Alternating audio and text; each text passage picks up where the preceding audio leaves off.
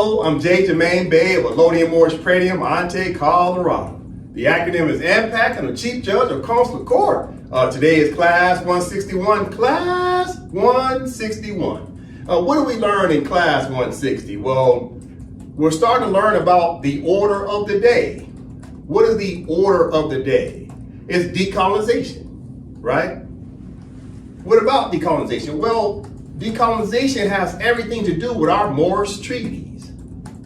So the order of the day can be found in the treaty provision of the Treaty of Madrid of 1880, Article 15, Paragraph 1. That is the order of the day for Moors to obey what the Sultan of Morocco wrote in 1880 regarding who?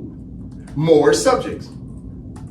So what does it say in Article 15, Paragraph 1 of the Treaty of Madrid? It says, any subject of Morocco that's been naturalized in a foreign country's jurisdiction shall return to Morocco and then choose between the entire submission to the laws of the Empire of Morocco.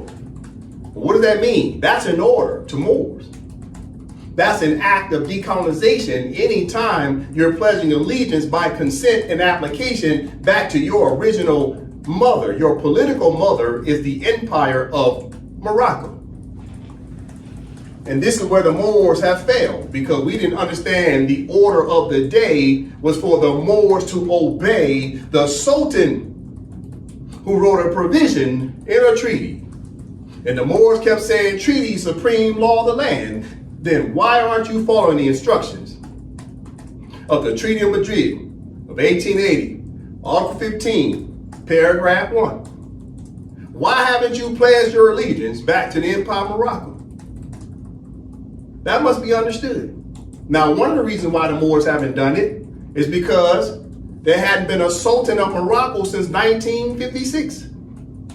But now we've reinstated the Sultan now as of what? June 2024. The Sultan has been reinstated. It's time for the Moors to come home, all of them. So this is what we started learning in Class 160. What else about Class 160? Well, we started reading over United Nations Resolution 1541 of 1960. Right, we read over its 12 principles. And we learned the definition of principle means what? It's about the truth, fundamental truth. You see? The fundamental truth is settled. It's a well-settled principle of both law and what else? Procedure. So there's principles when it comes to the law, and there's principles when it comes to the procedure itself. And one of the procedures was what? For indigenous people who are trying to decolonize when you're utilizing United Nations resolutions. You have to utilize democratic processes. What is a democratic process? It's when you elect your officials, and your officials have a term limit. And once they're elected to sit in the seat of the government, then after that, you do what? Through the democratic processes, you hold your elected officials obligated to the Constitution of the country, to the Constitution of the state, because the Constitution represents we, the people, under a word called the will. The Constitution represents the will. It is the deed. It is the estate that represents all of us under the proper name of our mother, which is the Empire of Morocco. And the Empire of Morocco named all its children Moroccans, and Moroccans are entitled to be beneficiaries of the country and all of the property that belongs to said country. So in Class 160, we started talking about the Treaty of Peace and Friendship of 1836, Article 22. They started to talk about what? The will. We'll talk about that more today. As I closed out in Class 160, I said, we got to look up a couple of words. Today we'll look up the word will. Today we'll look up the word country as we continue to move forward with understanding decolonization. So you cannot decolonize unless you do what? Pledge your allegiance to who? A country. And this is the problem with the Moors. They never pledged their allegiance to a country. They've been pledging their allegiance to who? Religious corporations, organizations, and associations. That was a contradistinction of your own Moorish treaties. the Moors were acting outside of their own treaties. We were outlaws of our own treaties. We were operating outside of the law of our own treaties. Our treaties say nothing about pledging allegiance to corporations, organizations, or associations. It said pledge allegiance to what? The Empire of Morocco and the laws of the empire. So what is the law of the empire? The Constitution, because the Constitution is the will of the people. We'll learn about that today. All right, let's go ahead and get into the class. Does the Moors know? Always open up the Constitution. The Constitution is paramount. All the Moors will need their own internal constitutions of each of the territories throughout the Empire of Morocco, such as Alabama. The Moors in Alabama need to establish a constitution just like the state of Alabama has a constitution. Even though the state of Alabama has a constitution, but their constitution comes under the United States Constitution. You see? So both the internal state has a constitution as well as the external state has a constitution. All right? So as AMPAC is the example, AMPAC has an internal constitution, and all the Moors will need an internal constitution throughout the Empire of Morocco. But all of our internal constitution will come under what constitution? The constitution for what? The Empire. The Empire of Morocco. So here's the constitution for the Empire of Morocco. This is the cover page, but it has 106 articles. All right, that must be understood. We're talking jurisdiction. This is the external state. This is the country's constitution. All internal states come under the protections of the country. That must be understood. All right, let's move on. All right, so as the Moors know, we were reading over a resolution 1541 in class 160, right? Resolution 1541, which is the United Nations resolution, and its 12 principles, right? But there's some words in this resolution the Moors need to be aware of. Words that you normally just read right past and you just think it's some loose terms. And we started going over that in class 160, and one of the words is called the will of the people. But the will is tied to what? The Constitution. So when you see the word will, they're talking about your Constitution. All right, so let's look up the definition of will before we move to the top. First of all, this is Black's Law Dictionary, 4th edition. All right, let's get started. Black's Law Dictionary, 4th edition, definition of will. Brother Dre. Will, verb, an auxiliary verb commonly having the mandatory sense of quote unquote shall or quote unquote must. Case law, it is a word of certainty, while the word quote unquote may is one of speculation and uncertainty. Case law. And then will, noun, wish, desire, pleasure, inclination, choice, the faculty of conscious, and especially of deliberate action. Case law, when a person expresses his quote-unquote will that a particular disposition be made of his property, his words are words of command. Case law, and the word will, as so used, is mandatory, comprehensive, and dispositive in nature. All right, thank you very much. So the word will, keep in mind, we'll go will and the word country. Okay? All right, so let's read. Or read means to comprehend, right? To use forensics, to read between the lines, to fully understand. So when we look up the word will, here's what it means. All right, here we go. Will, verb. So they're giving you 8 parts of speech. Now, keep in mind, in Black's Law Dictionary, they do not always give the 8 parts of speech. So whenever they provide the 8 parts of speech, they're trying to tell you something. They're telling you, go a little deeper than just reading the linear entry of the definition.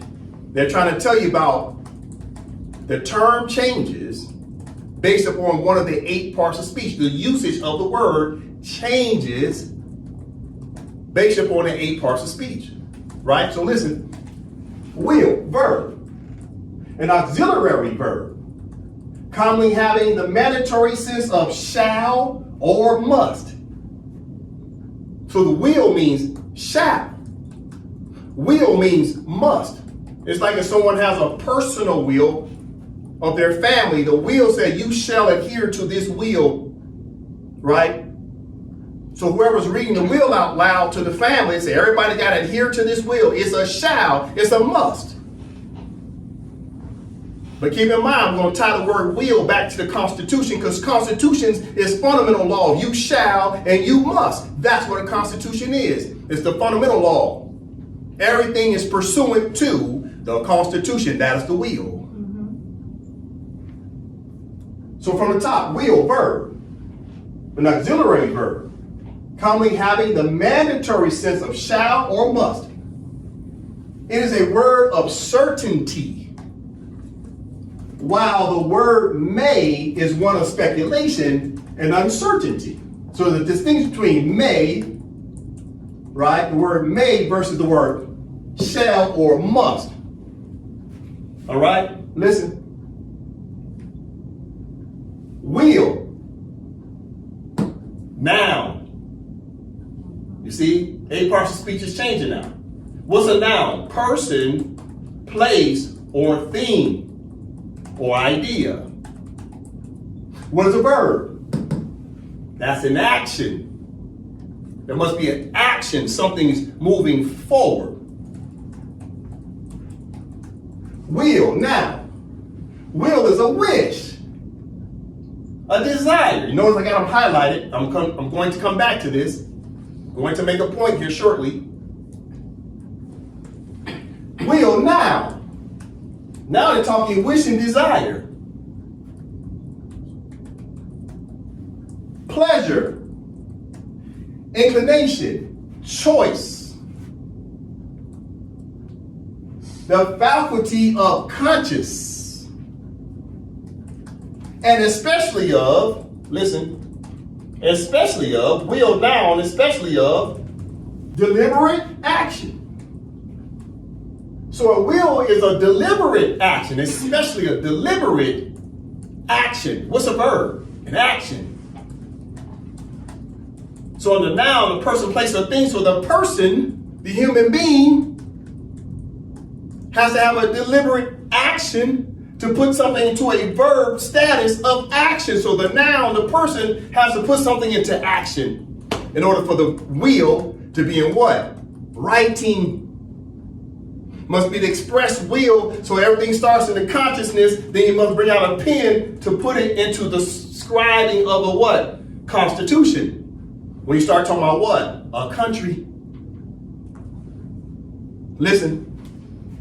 When a person expresses his will that a particular disposition be made of his property, his words are words of command. A constitution is words of command. And the word will, as so used in mandatory, comprehensive, and dispositive in nature, right? And dispositive in nature. Listen. So in the noun, the human being has to put something in writing, which is the action of using your pen. So we, the people, i.e. the Moors, were in the absence of the Constitution for what? The country. And what's the name of the country? The Empire of Morocco. So all this time, we had what? On the will, we had a wish. We had desires as Moors. But we're in the absence of what? The verb, which is the action of putting our words into a mandatory constitution, because countries have constitutions. And we never had a constitution for the Empire of Morocco. Now listen, verb, auxiliary verb, What's an auxiliary verb? You see how deep they're going? They're trying to tell you something. Okay, listen. Over from the top. Auxiliary verb, noun, grammar. A verb used in forming the tenses, moods, and voices of other verbs. Again. Auxiliary verb is a noun in grammar. A verb used in forming the tenses, moods, and voices of other verbs. All right. Auxiliary verb. Why are we looking it up? Because it's under a, what? Black's Law Dictionary. So a law that's trying to tell you something about this word, will. But they're telling you based upon the 8 parts of speech, this is verb does what? What does the verb do? Now they tell you specifically auxiliary verb. Oh, let's learn about what that is. Listen, now grammar. Wait, now? Well, I thought it was a verb. But the noun, the person has to put it into action. You got to put the will that's in your head, the consciousness, into action. Listen, the verb used in forming the tenses, moods, and voices of other verbs. You see it's plural? Look, tenses, plural, moods, plural, voices, plural, verbs, plural.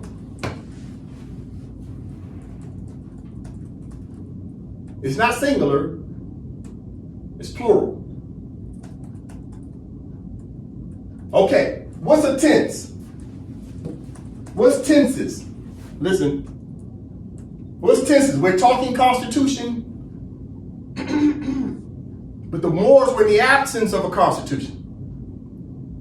Listen, what's tenses? You ever heard of past tense, present tense, future tense? Those are tenses. And it sets moods, because that's the voice. So the voice and the mood is put into things that's in the past, present, and future. The Moors have always had desires from the past. Moors got desires in the present, and Moors got desires for the future. And these desires are creating moods. And our voices have been screaming out because we're yearning for ourselves as Moors to have our rights. Listen, you got to go over this. It's in Black's Law Dictionary. We got to understand the tenses, auxiliary verb. Okay, so look what they have as an example. She was waiting for an hour. 2, she is waiting in the hall. 3, she will be waiting outside. You see the tenses? Okay, number 1, she was waiting for an hour. Where's that? Past tense. Number 2, she is waiting in the hall. What's that? Present tense. Number 3, she will be waiting outside. That's what? Future tense. These are tenses. So what does the will do? The will speaks to the past, it speaks to the present, and it speaks to the future. That's what a will does.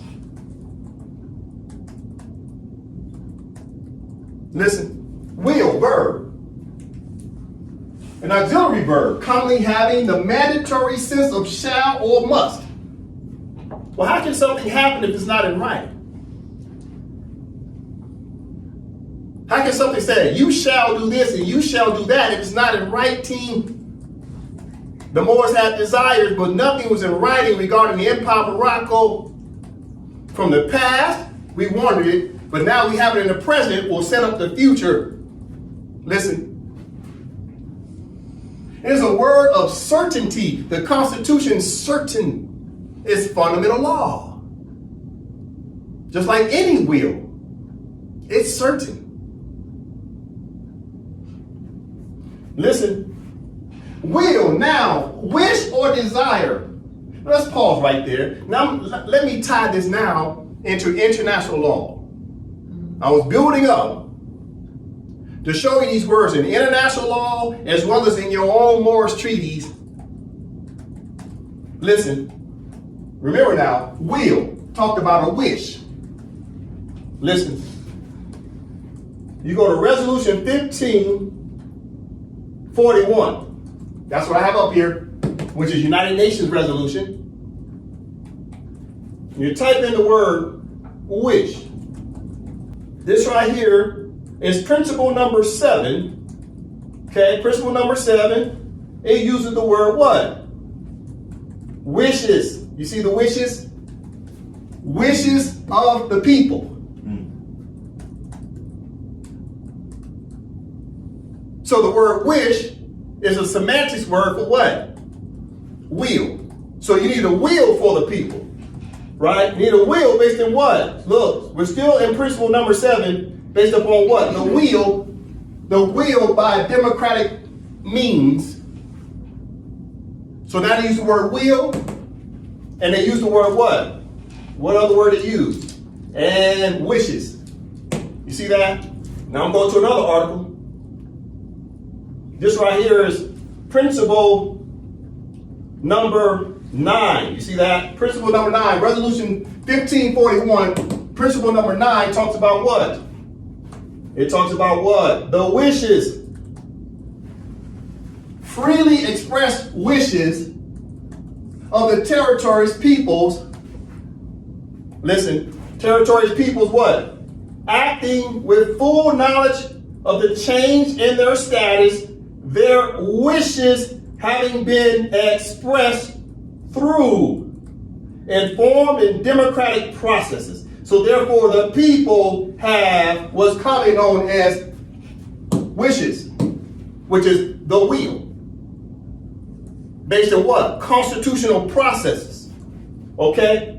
This is what Moors got to understand. We were missing the constitution of the Empire of Morocco, and they're using the word will and wishes.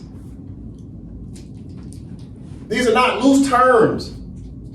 This is international law.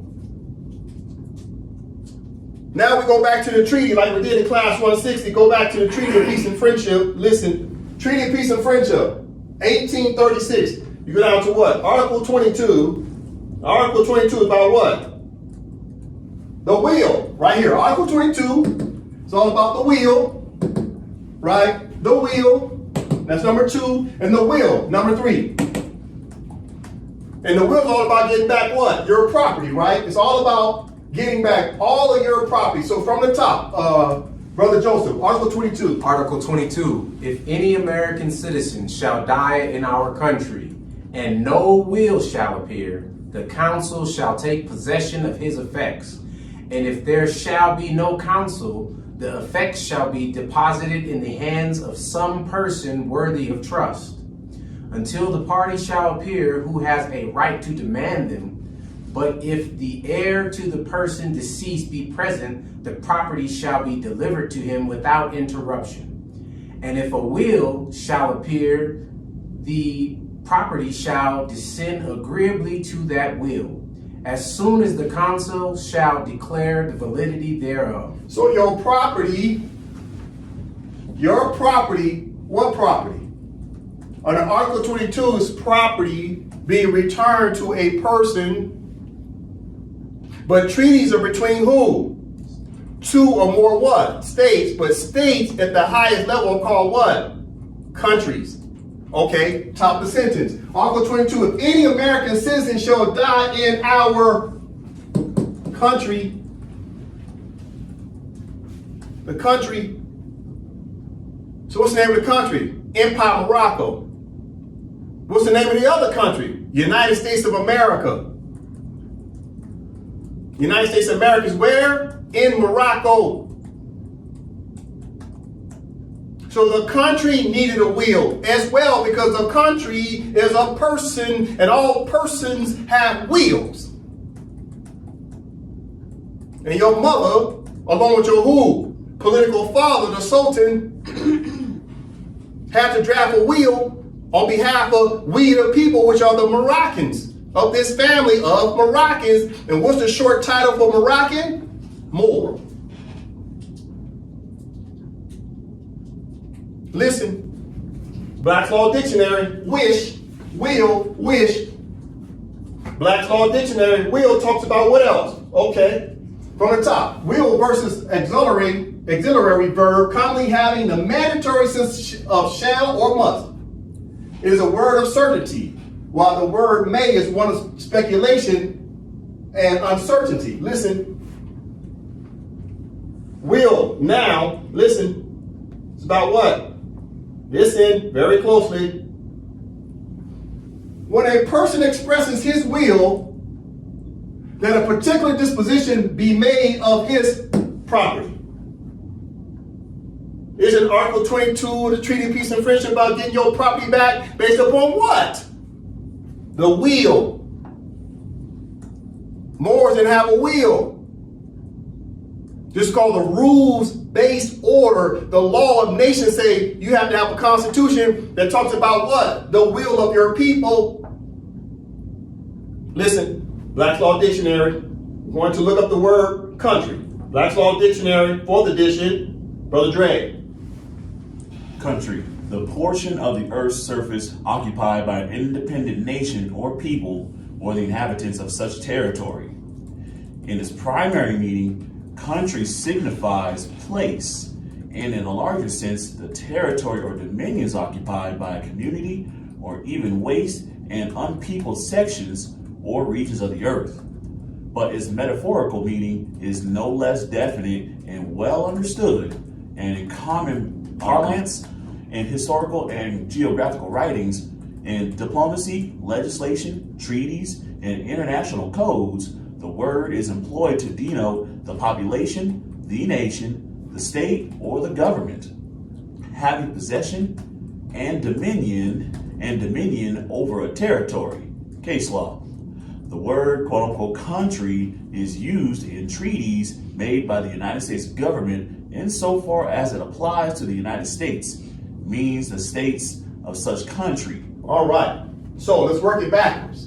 Definition of country. Well, look what the United States says under this definition.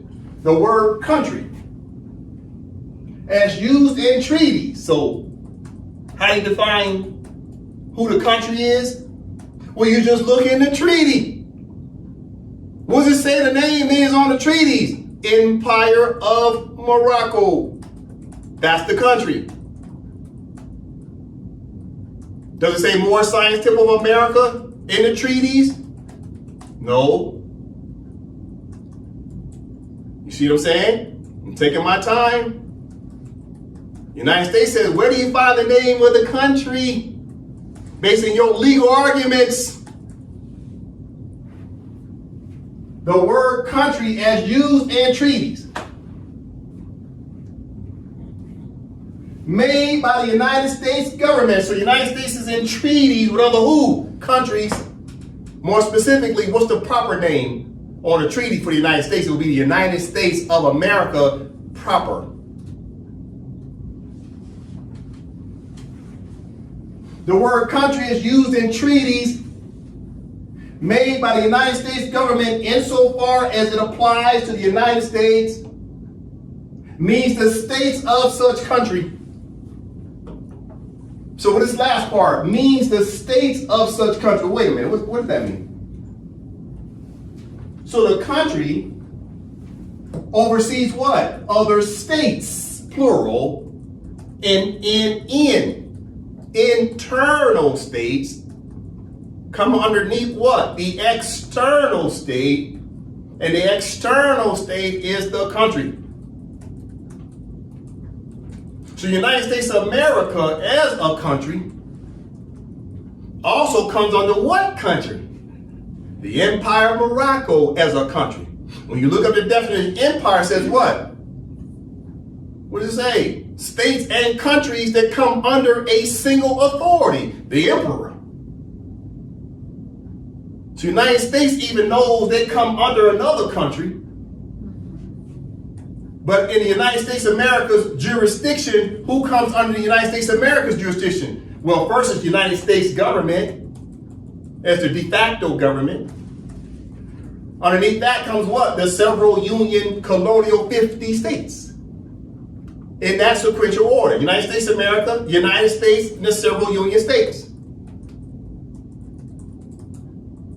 But all three of those names come under what? The Empire of Morocco, because that is the sovereign and independent state that allowed the United States of America to exist in the first place. Starting in the 1700s.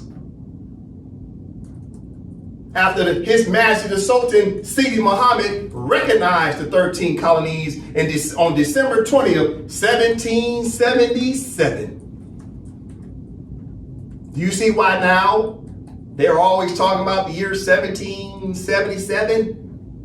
A lot happened in that year, but the most important thing that happened to the Americans of the United States of America was the recognition by His Majesty the Sultan of Morocco on December 20th, 1777. Without that recognition, there is no United States of America. The Empire of Morocco was the first to recognize the 13 colonies' Declaration of Independence. Listen. So the word country is used in treaty. So how do you know what the country is? Just look at the treaty. Question. Is the Moorish Science Temple of America a country? No. Is a Cherokee tribe the country, external country? No. Is the Nation of Islam, the religious corporation, a country? No. Is your Black Lives Matter, along with your Black Lives Matter flag, is that represented as a country? No. Is Hebrew Israelite a country? No. If you say you're African American, is that a name of a country? No. You say you're black, is that the name of a country? No. You must understand, under your legal arguments, the United States already told you, how can you identify who you are? Well, just go look at the treaties. It'll tell you the name of the country, and it will tell you the nationality of the people. Listen. Country. So a country is the portion of the earth's surface occupied by an independent nation or people or the inhabitants of such territory. In its primary meaning, country signifies, and in large sense, the territory or dominion. So the country oversees all territories and all dominions. That's what the country does. Occupied by a community or even waste and unpeopled sections of the regions of the earth. But its metaphorical meaning is no less definite, and well understood, and in common parlance, in historical and geographical writings. So the country is based in historical and geographical writings. The Empire of Morocco has been around for thousands of years. That's in historical writings. But more specifically, they give you the answer to the test. What about the historical writings? Which historical writings has the highest precedent in law? That is what? Treaties. So the United States tells you in the end, just go look at treaties, and that really kind of settles the legal argument of what the name of the country is and where is it geographically located. You see? And the European states have been signing treaties with the Sultan of Morocco for decades, centuries, always recognizing themselves as being where, geographically speaking? In Morocco, more specifically, the Empire of Morocco. So the United States is put right here. It's about this historical and geographical writings. Then listen, look what they continue to say what historical and geographical writings is. They say diplomacy, legislation, treaties. Then they say what? International codes. So about treaties and international law. It's how you define what a country is. A country is not a religious corporation. A country is not an organization. A country is not an association. And a country is not a charter, C. Cannon Bay. Listen. So a country is recognized by historical and geographical writings, diplomacy, legislation, treaties, and international codes. The words employed to denote the population, the nation, the state. So the country is also the state. The country is also the nation. That's why I said the United Nations, the Charter of United Nations. United Nations came together, but those nations are really what? Countries. But you can also refer to them as what? States. It's semantics, but someone has to be who? The external state, the independent state. The country is the highest status in international law. The country. And how do you know the name of the country? You look at what? Treaties. It's too easy. Listen. So the country is having possession and dominion over what? Possession and dominion over what? Listen, over a territory. So only the country can have jurisdiction. Only the country can say that the land belongs to it. The land belongs to her. Who's the her? Okay, listen. There she is. It belongs to the Constitution for the Empire of Morocco. Therefore, the land, the territory, and dominions belong to who? The Empire of Morocco first. And the Constitution's the will, and who are the beneficiaries of the will? That would be the inhabitants, i.e. the nationals of said country, would be the beneficiaries per what? Each generation that comes in the past, present, and future tense. But the now, which is the person, under the definition of will, now have to have the wish and desire to do what? Write the Constitution for the Empire of Morocco, and the Moors never did it.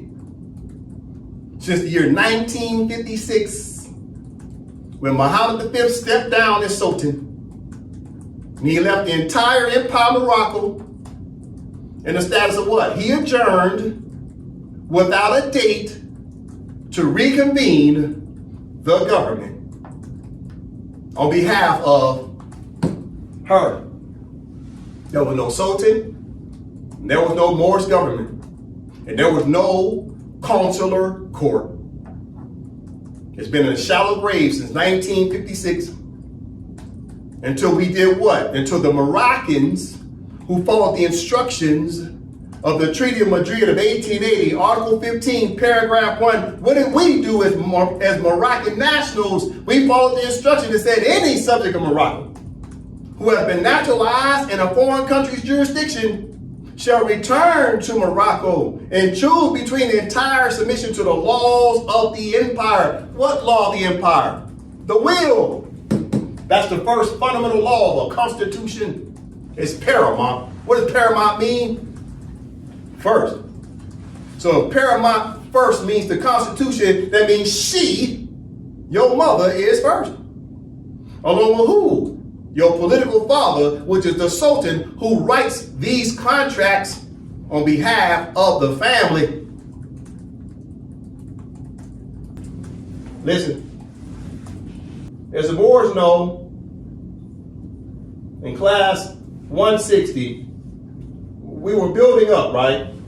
We were talking about United Nations Resolution 1541, and we read it as an entirety. But what was the real purpose of Resolution 1541? It was a mandate, an order, right? For what? For a colonial state, for an example, the United States of America proper. If the United States of America proper is maintaining administration over a trust territory, then the United Nations Charter under Chapter 11, Articles 73 and 74 set forth a mandate under Article 73E as an echo for the United States of America as an example as being a colonial administrative power overseeing our territory, the Empire of Morocco, temporarily. The United States of America has an obligation under Article 73E of the Charter to send regular notifications to the United Nations who? Secretary General, right? Let's go back to it as a refresher. Let's go back to it. Charter of the United Nations, Chapter 11, Article 73, then we go to Article 73E, right? And it talks about what? Article 73E, to transmit regularly to the Secretary General for information purposes, subject to such limitation as security and constitutional considerations may require. So a constitution, the indigenous people may need a constitution. But isn't the word may subjective? It's not certain, is it? Okay, so you got to catch what's happening here. Why do they say that in 73E, say these indigenous people may need a constitution? But yet in the resolution, especially United Nations Resolution 1541, it talks about constitutional procedures. Okay, you got to catch what's happening here. In Article 73E, when it says constitutional considerations may require, then what they're saying is what? The indigenous people, when they declare their independence, first, they might not have a constitution immediately. But as soon as indigenous people, in this example, the Moroccans, declare their independence in writing, because that's their will and desire to do what? Acquire a constitution next. I'll give you an example. The 13 colonies declared their independence when? 1776. They didn't have a constitution until when? 1781. It took them nearly 6 years to come up with a constitution. But yet the Sultan of Morocco still recognized them nonetheless in 1777. 4 years before they even had a constitution. So what does this mean in Article 73E? Not only do you have to contact the Secretary General, but they're letting the colonial state know, don't wait till they have a constitution. As soon as these indigenous people declare their independence, that triggers your obligation to send notification to the United Nations that these indigenous people have now declared their independence. And then they're working towards establishing a constitution. So next it says, constitutional consideration may require. You see? Because they know you're building up, because you're at what? Varying stages of advancement. You see? This is part of what's commonly known as your legal arguments. This is too easy. It's called sequential order. We as Moors failed at this, but we'll keep building up. We'll continue to fix what we've messed up in the past, because it's past tense.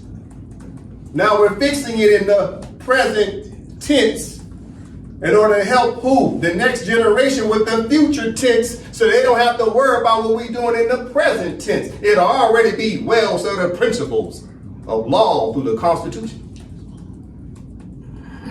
It's too easy. Listen, speaking of the Secretary General, under Article 73E, how about we listen to him? Let's see what he thinks about decolonization, because that is the order of the day for Moors to obey the Treaty of Madrid of 1880, Article 15, Paragraph 1, to decolonize. And how do you decolonize? You return to Morocco and pledge your allegiance to the entire submission to the laws of the empire. and His Majesty, the Sultan, who actually wrote that provision for you on behalf of your political mother called the Empire of Morocco. Listen, what do I have up here? This is the Secretary General of the United Nations, Antonio Guterres. He's from Portugal. He actually used to be the Prime Minister of Portugal. So he knows all about international law. He knows all about constitutions. He knows all about internal laws. He knows everything about law. What about the law? The rule of law. And which law rules was based on the subject matter. And if the subject matter is about decolonization, then let's let the Secretary General of the United Nations, who also used to be the Prime Minister, which is head of state of Portugal, tell you his thoughts. Because this is who we will be sending letters to in the year 2025, because he is still the incumbent Secretary General. Now, what we're about to watch on YouTube, you can go to this channel. It says, type this in, granting of independence to colonial countries, UN chief. All right. Now, this video, when he did this, was approximately February 21st, 2019. I'm gonna say it again. February 21st of 2019. Why am I underscoring that? Because I'm going to show you another video that came out on February 25th, 2019 from the I.C.J. So first I'm going to show you the Secretary General. This video about 4 minutes and 30 seconds. Then we're going to watch the I.C.J. who 4 days later had an advisory opinion regarding what? Decolonization. Listen. Excellencies, distinguished delegates, in my capacity as tempore, it is my honor to open the 2019 session of the Special Committee. Now, the decolonization agenda is an area close to my heart and to which I reiterate my commitment. Many of you are aware that I was born in Portugal during Salazar's dictatorship. A dictatorship that not only oppressed the Portuguese people, but oppressed the people of the former Portuguese colonies. And as you also know, we got rid of our dictatorship with the Carnation Revolution in 1974. But I will never forget that that revolution was only possible thanks to the action of the liberation movements, Frelimo in Mozambique, MPLA in Angola, PAIGC in Guinea, today Guinea-Bissau, that made the Portuguese military understand that this was a nonsense war and that it had to be stopped. And the only way to stop it was the revolution in Lisbon, the Carnation Revolution, that led to democracy in my country and to the independence of the Portuguese former colonies. And I remember when I was a boy to see in the propaganda of the regime very negative references to the Committee of the 24. So it's for me something very emotional that having, of course, lived with enormous intensity the freedom of my country and the freedom of the Portuguese former colonies, to be for some minutes President pro tempore of the same Committee of the 24. Excellencies, ladies and gentlemen, decolonization helped to transform the United Nations membership, propelling the organization's growth from 51 original members to 193 today. Decolonization is one of the most significant chapters of the organization's history, but this story is still being written as 17 non-self-governed territories remain. Each deserves attention. Each still waits to attain self-government in accordance with Chapter 9 of the United Nations Charter, the 1960 Declaration of the Granting of Independence to Colonial Countries and Peoples, and relevant UN resolutions. In recent months, there has been notable movement on the question of New Caledonia. Last November, in a referendum, New Caledonians expressed their will on their future and on the status of the territory. This was an important step forward in the decolonization process. The cooperation of France, the administering power, throughout the referendum process in accordance with 98 Noumea Accord was commendable. This committee, for its part, assisted New Caledonia in the period leading up to the conduct of the referendum, dispatching 2 visiting missions to the territory. To achieve decolonization, the voices of the peoples of the territories should be heard, as it was the case. The cooperation of all concerned, including the administrative powers, is likewise vital. And it is also paramount that the peoples of the non-self-governing territories understand the options regarding their political status and the right to choose their future freely. I applaud the Special Committee's tireless efforts to uphold its mandate and to support the peoples of the non-self-governing territories to achieve self-government. And I also commend the Special Committee for maintaining dialogue and productive cooperation with the administrative powers and all concerned. The UN's decolonization success across the decades can inspire us today. Let us uphold our duty to assist all the peoples of the non-self-governing territories in bringing their decolonization process to a successful conclusion according to their own choice. The Special Committee has accompanied many territories in their journey since the beginning of the 60s. As you begin work in the 2019 session, I wish you every success, and the Secretariat will do all we can to support your very important work. Thank you. All right. What did we learn from the Secretary General of the United Nations? Well, decolonization is something near and dear to his heart. He understands the yearning desire of people who want to decolonize.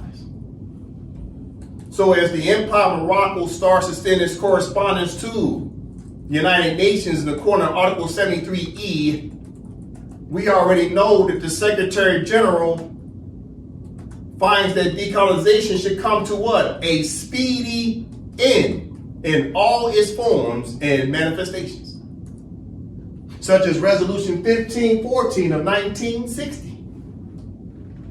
He understands its importance, and he understands that it's what you call superior law. International law is supreme law when it comes to what? Decolonization. So he already knows that indigenous people have every right to decolonize if they know how to enforce the law. You see? He also knows that colonial administrative powers, right, such as the United States of America as an example, has an obligation to let the Secretary General know as soon as the indigenous people declare their independence in a properly written instrument. And the Empire of Morocco, His Majesty the Sultan, along with the Prime Minister of the Empire of Morocco, has already sent correspondence to the United Nations and to the United States as of June 13th, 2024. So we've already started the due process. And we'll continue to do so to send correspondence to the Secretary General and the United States as an example. But keep in mind, there's other European territories that we'll send correspondence to as well, right? Now listen, the next video we're going to watch, just to let everybody know, it's approximately 1 hour and about 5 minutes long. But Moors need to have patience in watching it. Why? Because it's about the International Court of Justice. What's the title? United Nations, or should I say UN, call for UK to end administration of Biot, B-I-O-T, territory.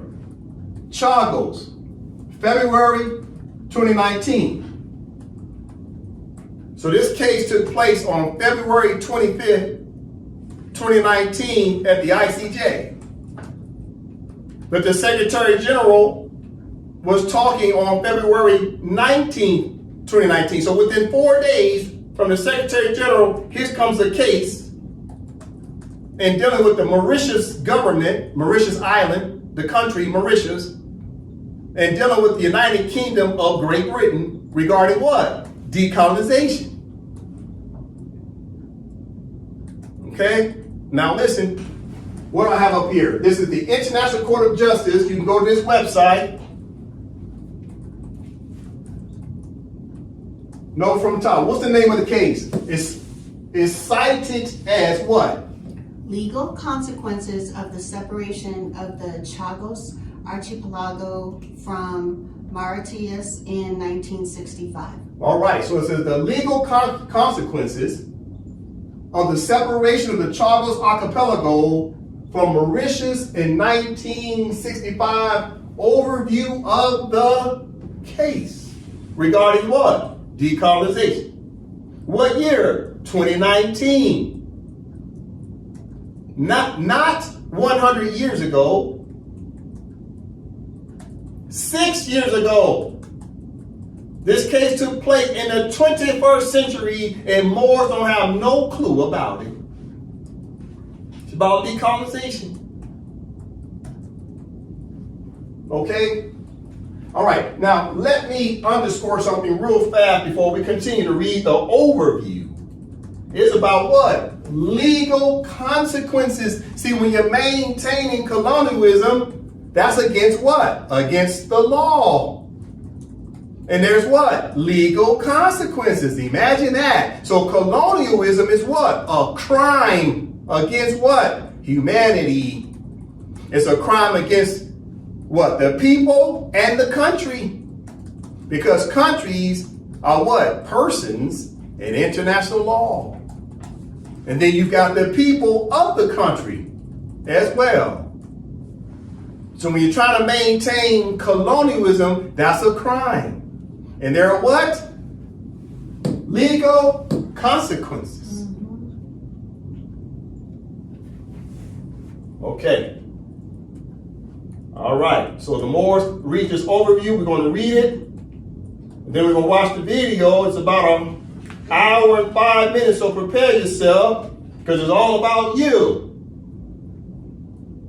Because the I.C.J. case that we're reading about, and then we'll watch the actual proceedings. The proceedings is going to be very similar to what the Empire of Morocco does to the United States of America and other, what? European countries, if they're trying to maintain what? Colonialism.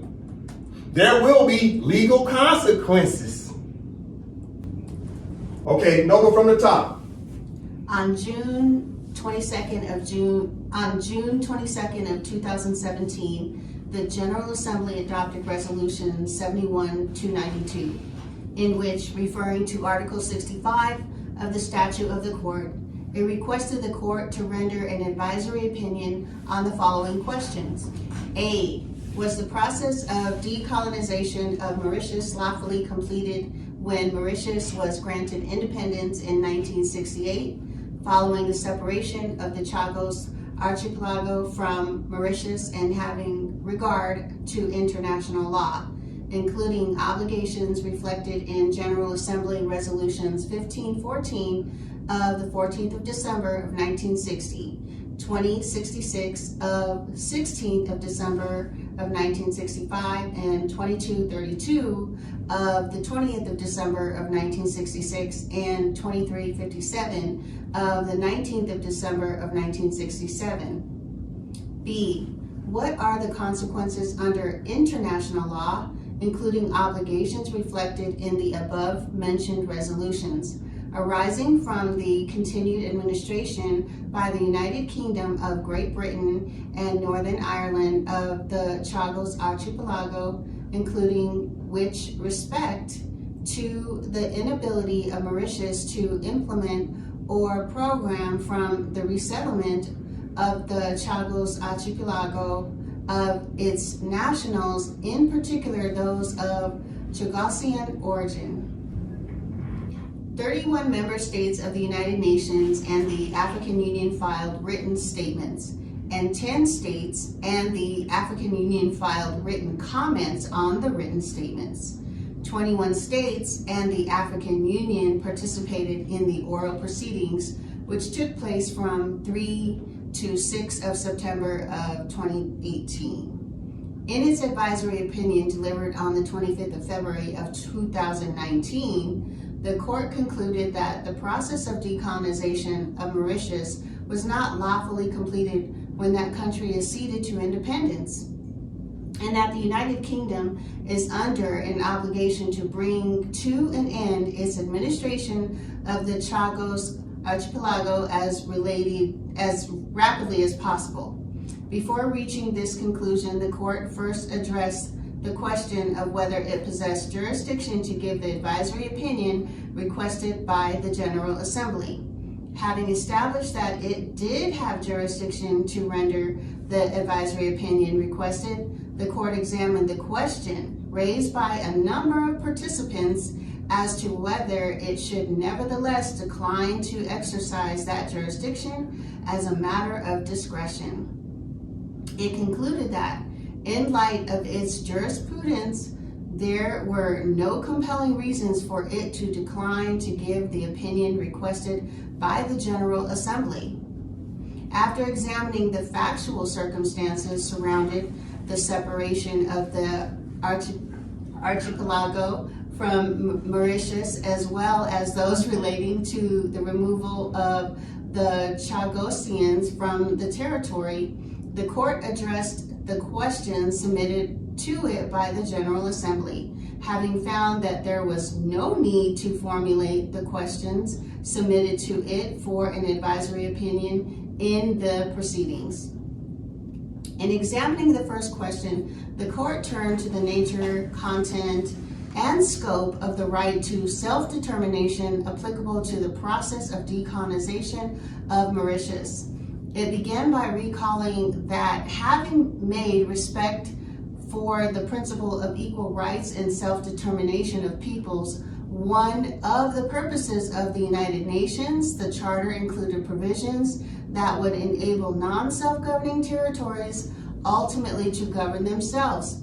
Moreover, the court noted that the adoption of Resolution 1514 represents a defining moment in the consolidation of state practice on decolonization, and that both state practice and opinio juris at the relevant time confirmed the customary law character of the right to territorial integrity of a non-self-governing territory as a corollary of the right to self-determination. The court considered that the peoples of non-self-governing territories are entitled to exercise their right to self-determination in relation to their territory as a whole, the integrity of which must be respected by the administering power. After having examined the functions of the General Assembly in matters of decolonization, the court also considered in its analysis of the international law applicable to the process of decolonization of Mauritius, the obligations reflected in General Assembly resolutions mentioned in the first question before the court. In the court's view, by inviting the United Kingdom to comply with its international obligations in conducting the process of decolonization of Mauritius, the General Assembly acted within the framework of the Charter and within the scope of the functions assigned to it to oversee the application of the right to self-determination. After recalling the circumstances in which the colony of Mauritius agreed in principle to the detachment of the Chagos Archipelago, the court considered that this detachment was not based on the free and genuine expression of the will of the people concerned. It took the view of the obligations arising under international law and reflected in the resolution adopted by the General Assembly during the process of decolonization of Mauritius required the United Kingdom as the administrating power to respect the territorial integrity of that country, including the Chagos Archipelago. The court concluded that as a result of the Chagos Archipelago's unlawful detachment and its incorporation into a new colony known as the British Indian Ocean Territory, Biot, the process of decolonization of Mauritius was not lawfully completed when Mauritius acceded to independence in 1968. In addressing the second question, having established that the process of decolonization of Mauritius was not lawfully completed in 1968, the court examined the consequences under international law arising from the United Kingdom's continued administration of the Chagos Archipelago. In particular, it was of the opinion that the United Kingdom's continued administration of the Chagos Archipelago constitutes a wrongful act entailing the international responsibility of that state, that the United Kingdom has an obligation to bring to an end its administration of the Chagos Archipelago as rapidly as possible, and that all member states must cooperate with the United Nations to complete the decolonization of Mauritius. Since respect for the right to self-determination is an obligation erga omnes, all states have a legal interest in protecting the right, the court found. It considered what, while it is for the General Assembly to pronounce on the modalities required to ensure the completion of the decolonization of Mauritius, all member states must cooperate with the United Nations to put those modalities into effect. As regards the resettlement of the Chagos Archipelago of Mauritian nationals, including those of Chagosian origin, the court was of the view that this is an issue relating to the protection of the human rights of those concerned, which should be addressed by the General Assembly during the completion of the decolonization of Mauritius. All right, thank you. So you can see at the I.C.J, right? At the I.C.J, there was an advisory opinion, whereas the General Assembly members submitted 2 questions to the I.C.J. The first question, I'm paraphrasing, was, first of all, was there a complete decolonization of the Mauritius country? Right? That was the first question. Was it complete, or was it in what? In part. The second question was, is there a legal consequence for the United Kingdom of Great Britain, seeing that they're still maintaining an occupation, i.e. a settlement of colonialism, still on the island of Chagos Archipelago?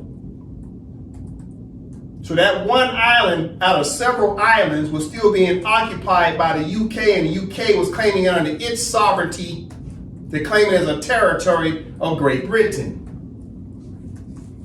And the Mauritius government and the UK found themselves talking to the United Nations General Assembly members to try to settle what? This contentious dispute. So the General Assembly members motioned the I.C.J. for the I.C.J. to take a look at the opinion of the question, legal question.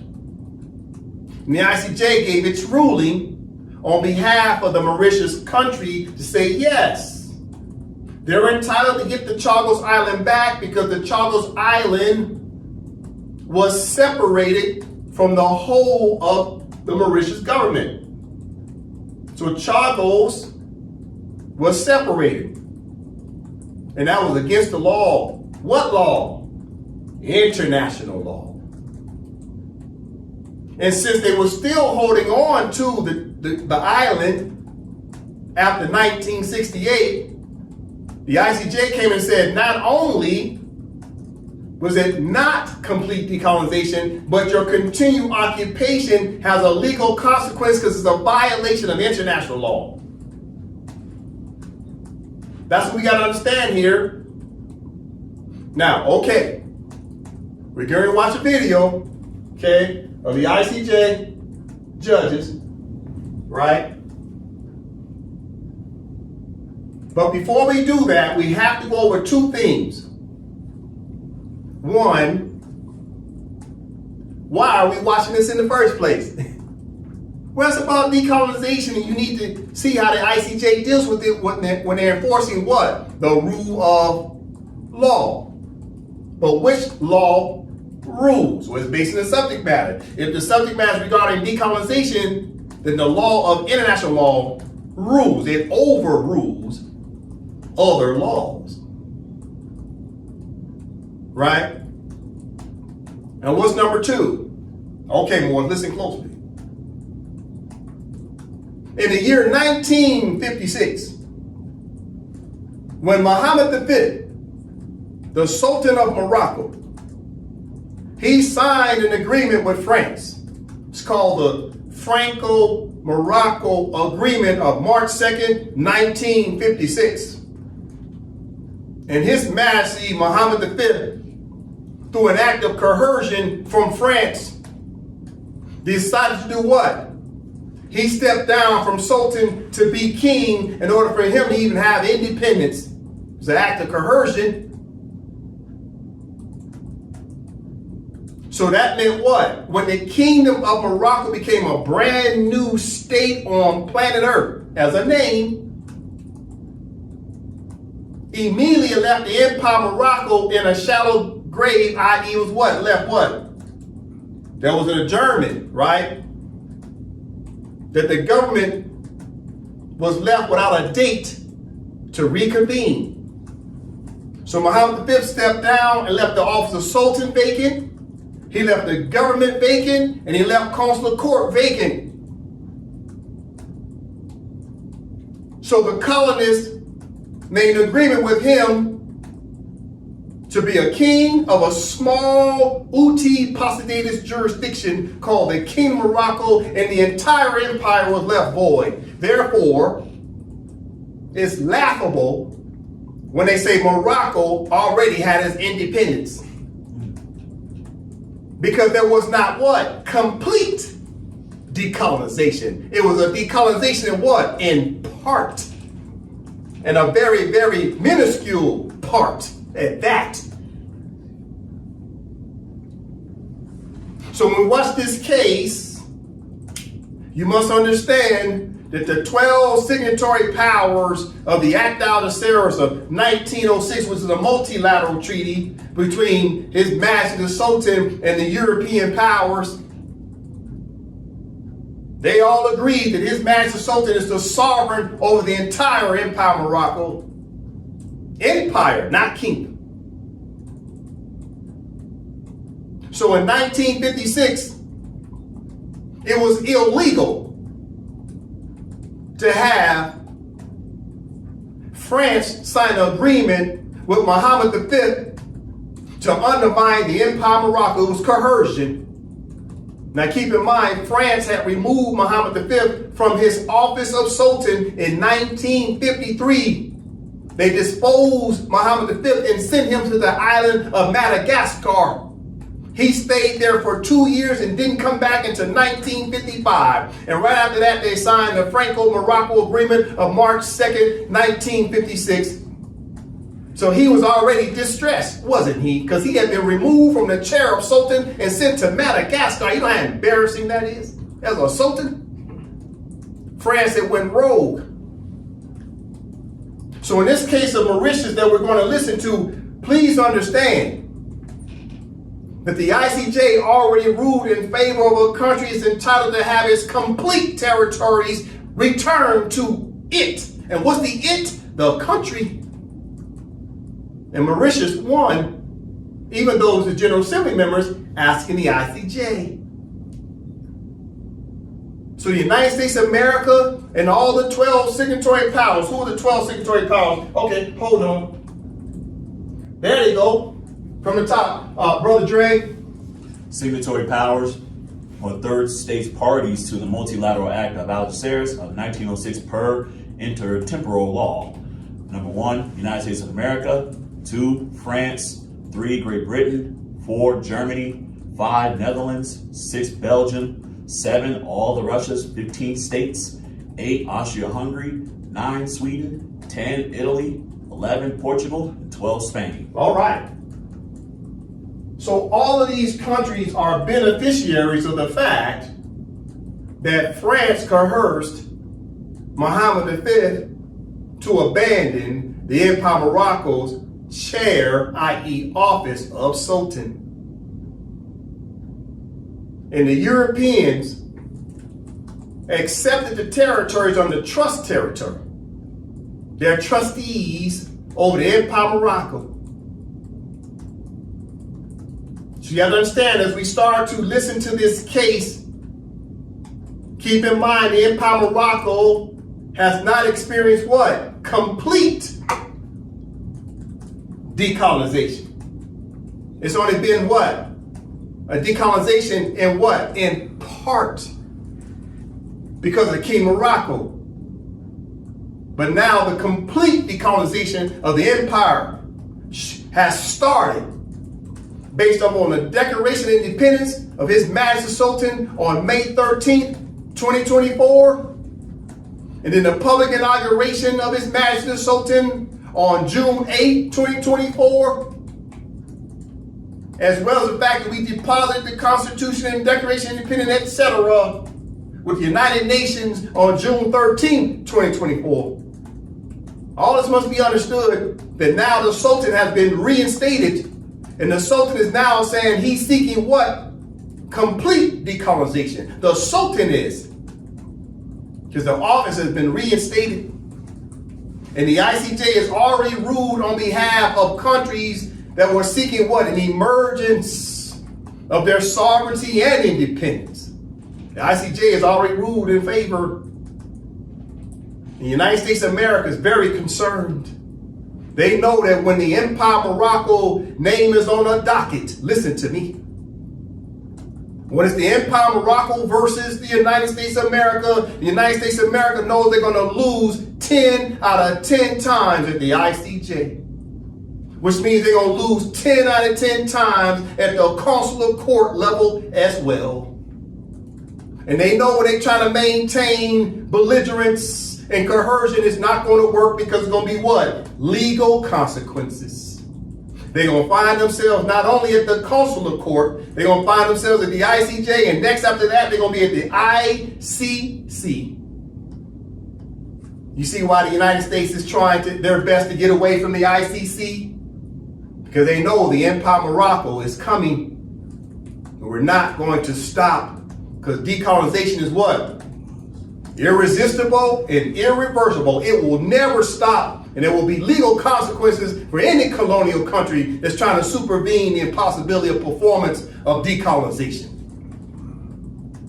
Now listen, before we start, so we got an hour and 5 minute video to watch. Listen, when we watch the video, I wrote down about 21 points of interest. When you listen to the video, you'll hear some of these points of interest I'm going to point out, but when you go back and listen to it a second time, you'll definitely hear it.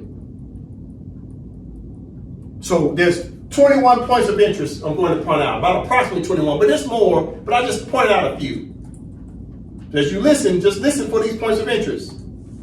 Brother Dre from the top, let's learn about some of the points of interest. Matter of fact, I'll read it. Pause, I got it from here.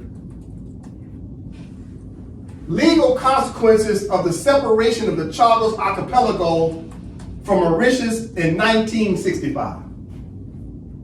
I wrote down some points of interest. Listen, so when you listen to the I.C.J.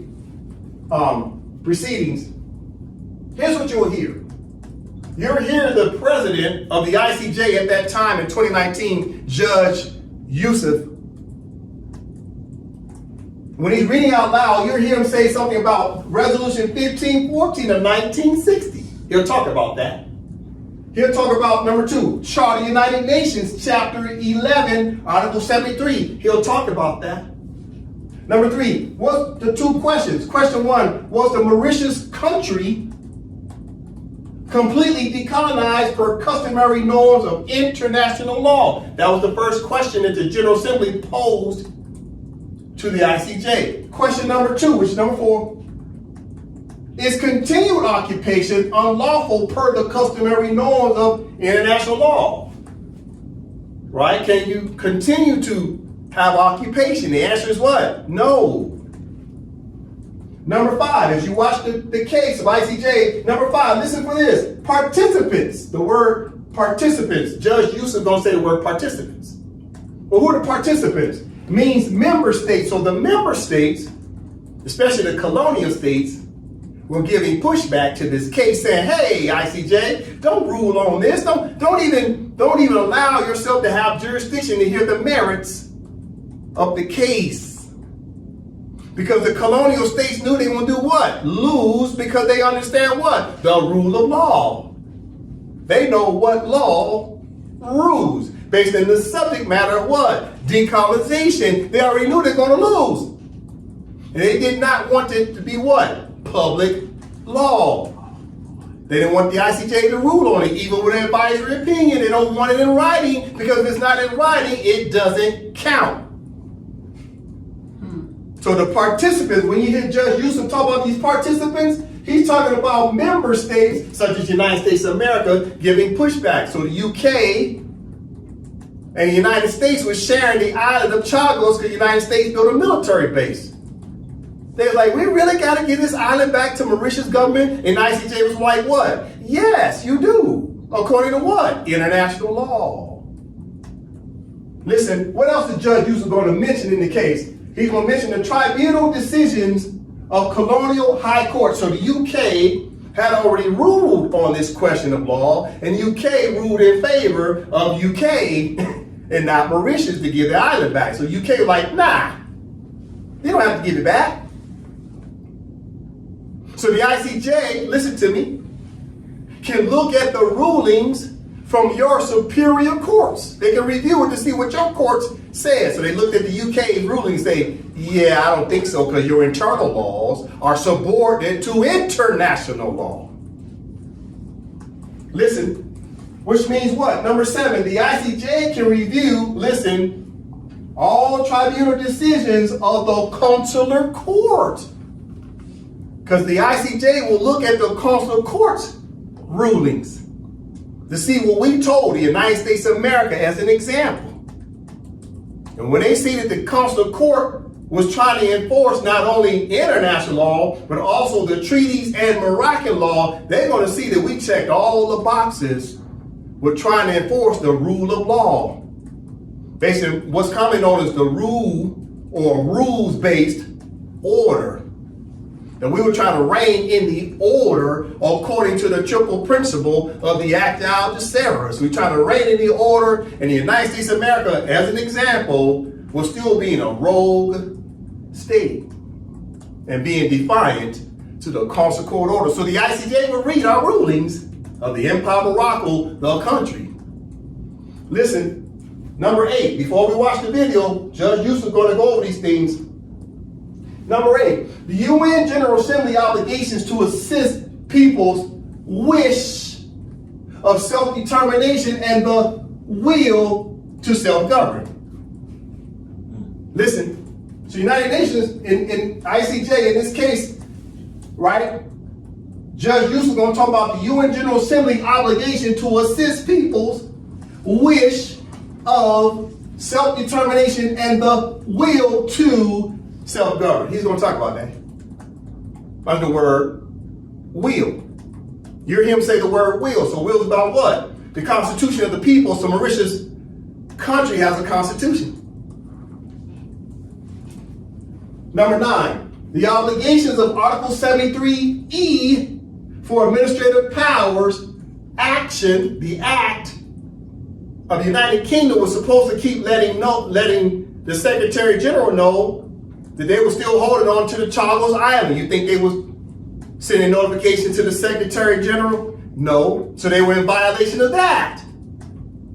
For an example, the United States of America will be in violation of Article 73E if they're not notifying the Secretary General after the date of June 13, 2024, which is the date we declared our independence and gave it to, or should I say, it's the date we deposited the Declaration of Independence with the United States and the United Nations. After that date, the clock started ticking regarding obligations, Article 73E. So Judge Yusuf is going to mention this. Number 10, separation of Chagos Island from Mauritius country. So Judge Yusuf is going to use the word separation, right? That's a violation of international law because indigenous people have a right through their country to have legal rights to the entirety of their country. every square inch, every square mile of their country. And not in part, but in whole.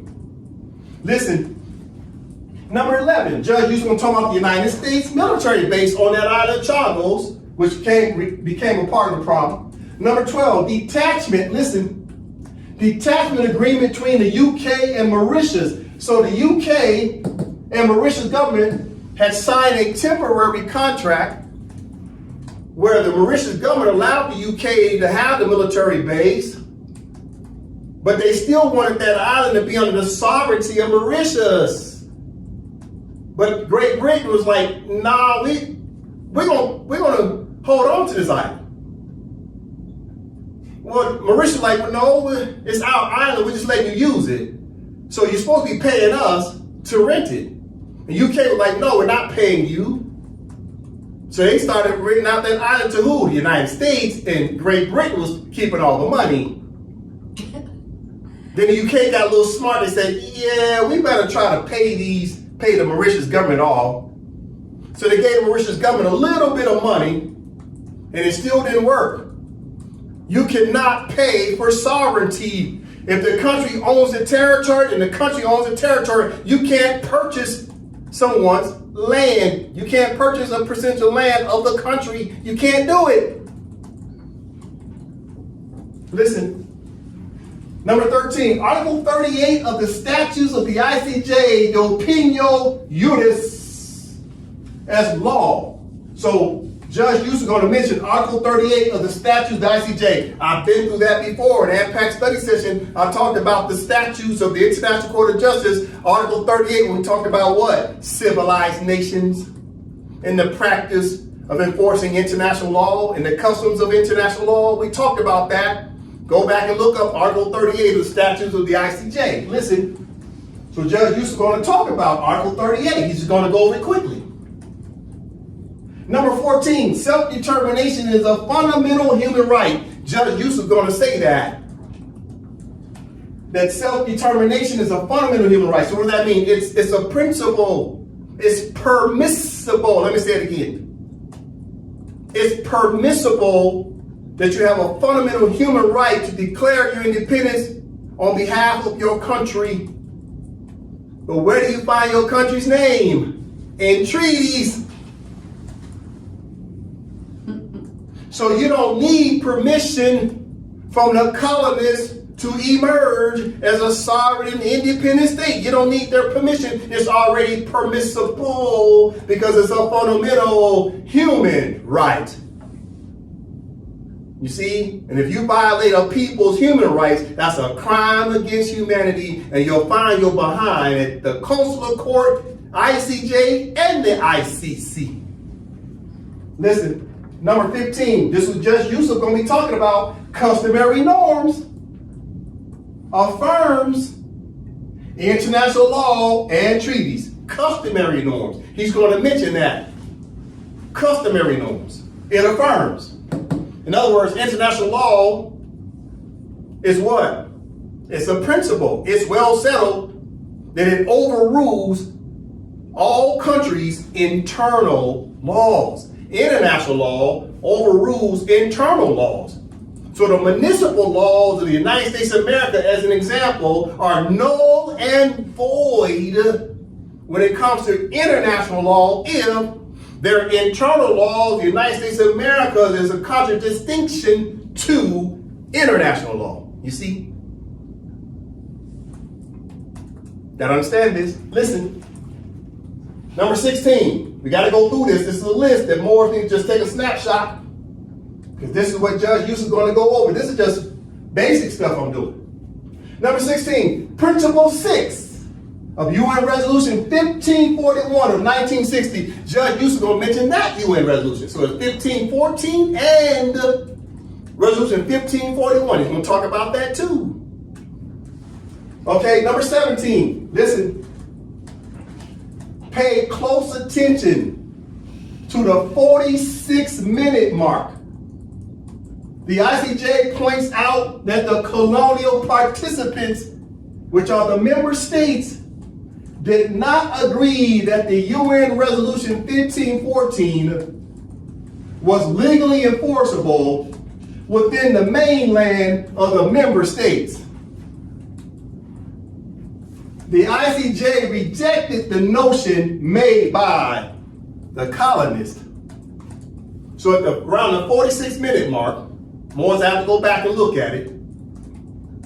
You might even hear me say, listen, when I know he's about to hit it.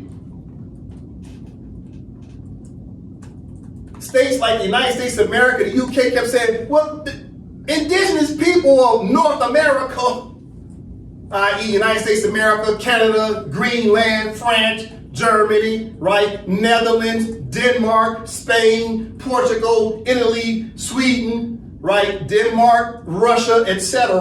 Who? Let's go to the list.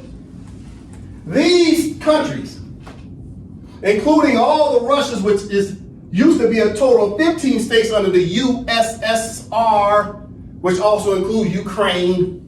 All these countries signed off on bilateral and multilateral treaties with the sultans for years and decades and centuries, recognizing themselves as coming under the jurisdiction of the country called the Empire of Morocco and His Majesty the Sultan.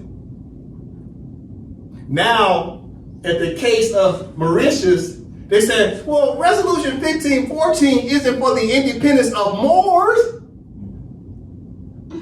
It's for Africans of Africa and people on islands. But are you really going to let these Moors decolonize what's coming known as Europe and what's coming known as North America, etc.? And the answer is what? Yes. Why? Because Resolution 1514 says complete decolonization of all territories where indigenous people are. That's all lands on planet Earth. You gotta see what's happening. So you'll catch it at the 46-minute mark where he's already told the United States of America, UK, France, etc., the game is over. International law shall rule if in fact you have internal laws that contradict international law.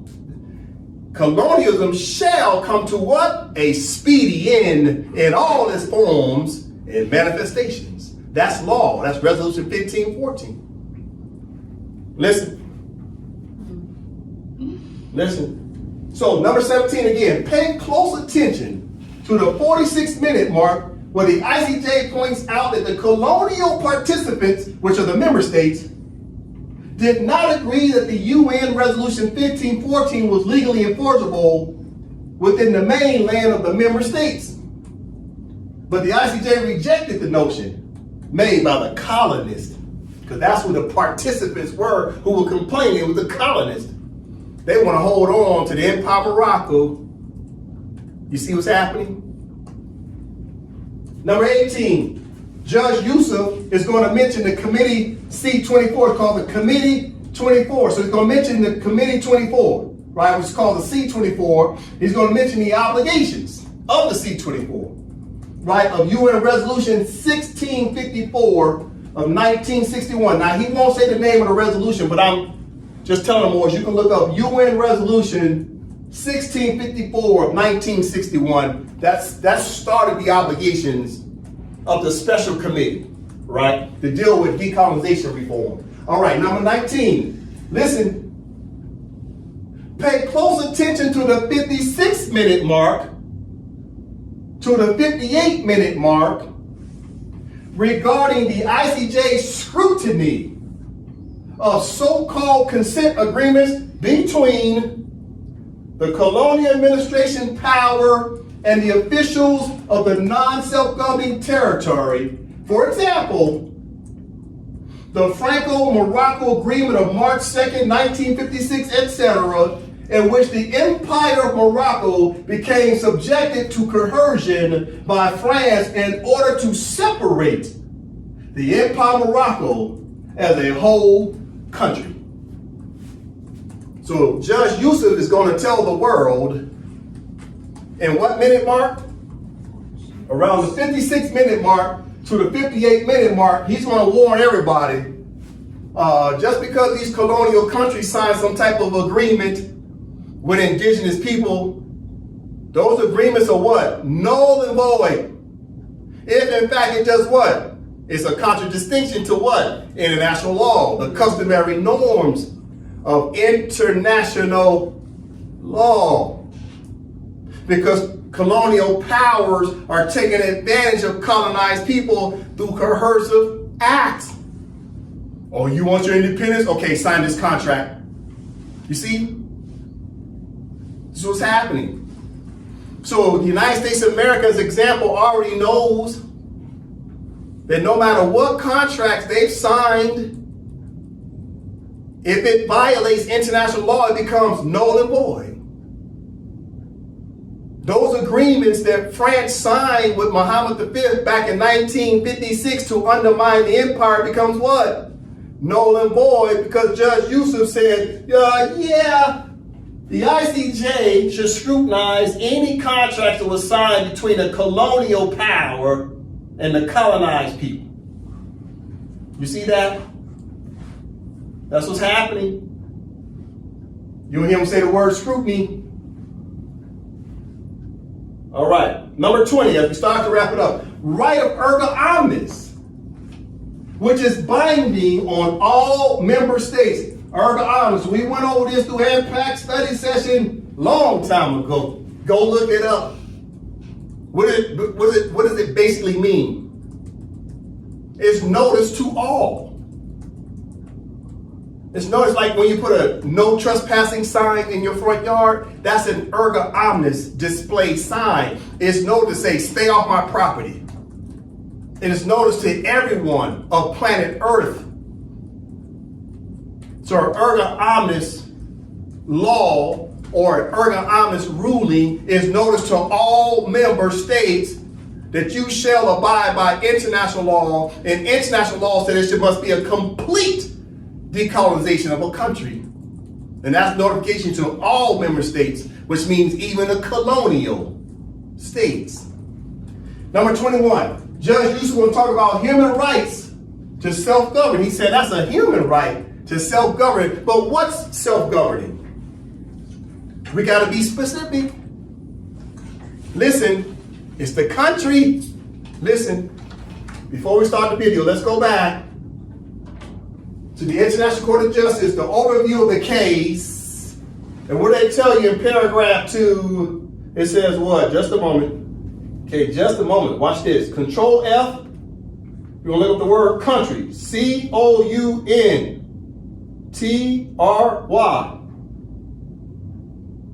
You see it auto-populate? Right here. The word country. All right. Brother Joseph, read right here. In its advisory opinion delivered on 25 February 2019, the court concluded that, in quote, the process of decolonization of Mauritius was not lawfully completed when that country acceded to independence. Pause. So the country must be independent. That's specific, isn't it? Law is precise. Can your religious corporation be independent? No. Can your civic organization be independent? No. Can your association be independent? No. Your rights are not derived through a religious corporation. Your rights as a people, your human rights are derived through what? The country. But the country must have what? A constitution, which is the will. Or you're going to continue to be in a status of what? Wishing and having desires, but you haven't done what? You have not written the properly written instrument of the Constitution. For what? The country. This is too easy, but Moors don't even know nothing about these cases on decolonization. Okay. All right. Let's get started. We got an hour to go. Got an hour to go. So have patience and learn about your rights. I'm talking to black people too, all this Black Lives Matter. You got flags, you're wasting your time. Listen to the I.C.J. because they're going to give you the answers to the test. You want rights? Then listen to the I.C.J. Let's study, let's learn, let's decolonize as a country of the Empire of Morocco. Let's get started.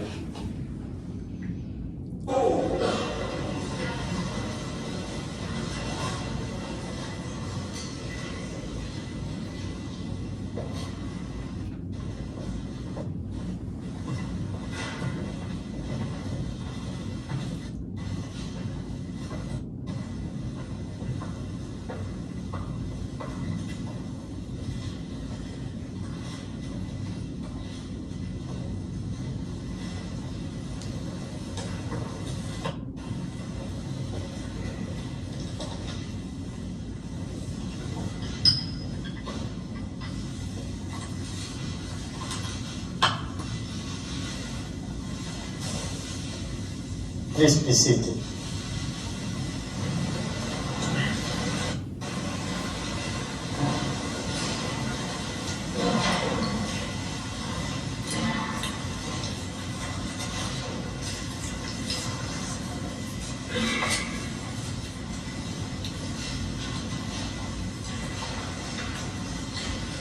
The sitting is open. The court meets today pursuant to Article 67 of the statute to deliver its advisory opinion on the request submitted by the General Assembly of the United Nations on the question of the legal consequences of the separation of the Chagos archipelago from Mauritius in 1965. By a letter dated 23 June 2017, the Secretary General of the United Nations officially communicated to the court the decision taken by the General Assembly to submit the following questions for an advisory opinion, as set out in the final paragraphs of Resolution 71/292, adopted by the General Assembly on 22 June 2017. I quote, A. Was the process of decolonization of Mauritius lawfully completed when Mauritius was granted independence in 1968, following the separation of the Chagos archipelago from Mauritius, and having regard to international law, including obligations reflected in General Assembly Resolutions 1514 of 14 December 1960, 2066 of 16 December 1965, 2232 of 20 December 1966, and 2357 of 19 December 1967. B. What are the consequences under international law, including obligations reflected in the above-mentioned resolutions, arising from the continued administration by the United Kingdom of Great Britain and Northern Ireland of the Chagos archipelago, include respect to the inability of Mauritius to implement a program for the resettlement on the Chagos archipelago of its nationalities, in particular those of Chagosian origin, end of quote. In accordance with usual practice, I shall not read out the introductory paragraphs of the opinion, which set out the main elements in the procedural history of the proceedings. I shall also omit or summarize some of the other paragraphs of the opinion. I shall accordingly begin the reading of the advisory opinion at paragraph 27. The full text of the opinion will of course be available at the close of the sitting. The court first recalls the events leading to the adoption of the request for the advisory opinion. In particular, it notes that between 1814 and 1965, the Chagos Archipelago was administered by the United Kingdom as a dependency of the colony of Mauritius. On 8 November 1965, the United Kingdom established a new colony known as the British Indian Ocean Territory, or by its acronym as the BIOT, consisting of the Chagos Archipelago, detached from Mauritius, and certain other islands detached from Seychelles. On 7 August 1967, general elections were held in Mauritius and the political parties in favor of independence prevailed. On 12 March 1968, Mauritius became an independent state and was admitted to membership in the United Nations on 26 April 1968. Section 111, paragraph 1 of the 1968 Constitution of Mauritius, promulgated by the United Kingdom government before independence on 4 March 1968, defined Mauritius as, and I quote, the territories which immediately before the 12th March 1968 constituted the colony of Mauritius, end of quote. This definition did not include the Chagos Archipelago in the territory of Mauritius. On 23 June 2017, the General Assembly adopted Resolution 71/292, requesting an advisory opinion from the court. Having recalled the events leading to the adoption of that request, the court turns to the consideration of the questions of jurisdiction and discretion. When the court is seized of a request for an advisory opinion, it must first consider whether it has jurisdiction to give the opinion requested, and if so, whether there is any reason why the court should, in the exercise of its discretion, decline. The court's jurisdiction to give an advisory opinion is based on Article 65, paragraph 1 of its statute, which provides that, and I quote, the court may give an advisory opinion on any legal question at the request of whatever body may be authorized by or in accordance with the Charter of the United Nations to make such a request, end of quote. The court notes that under Article 96, paragraph 1 of the Charter, the General Assembly may request the International Court of Justice to give an advisory opinion on any legal question.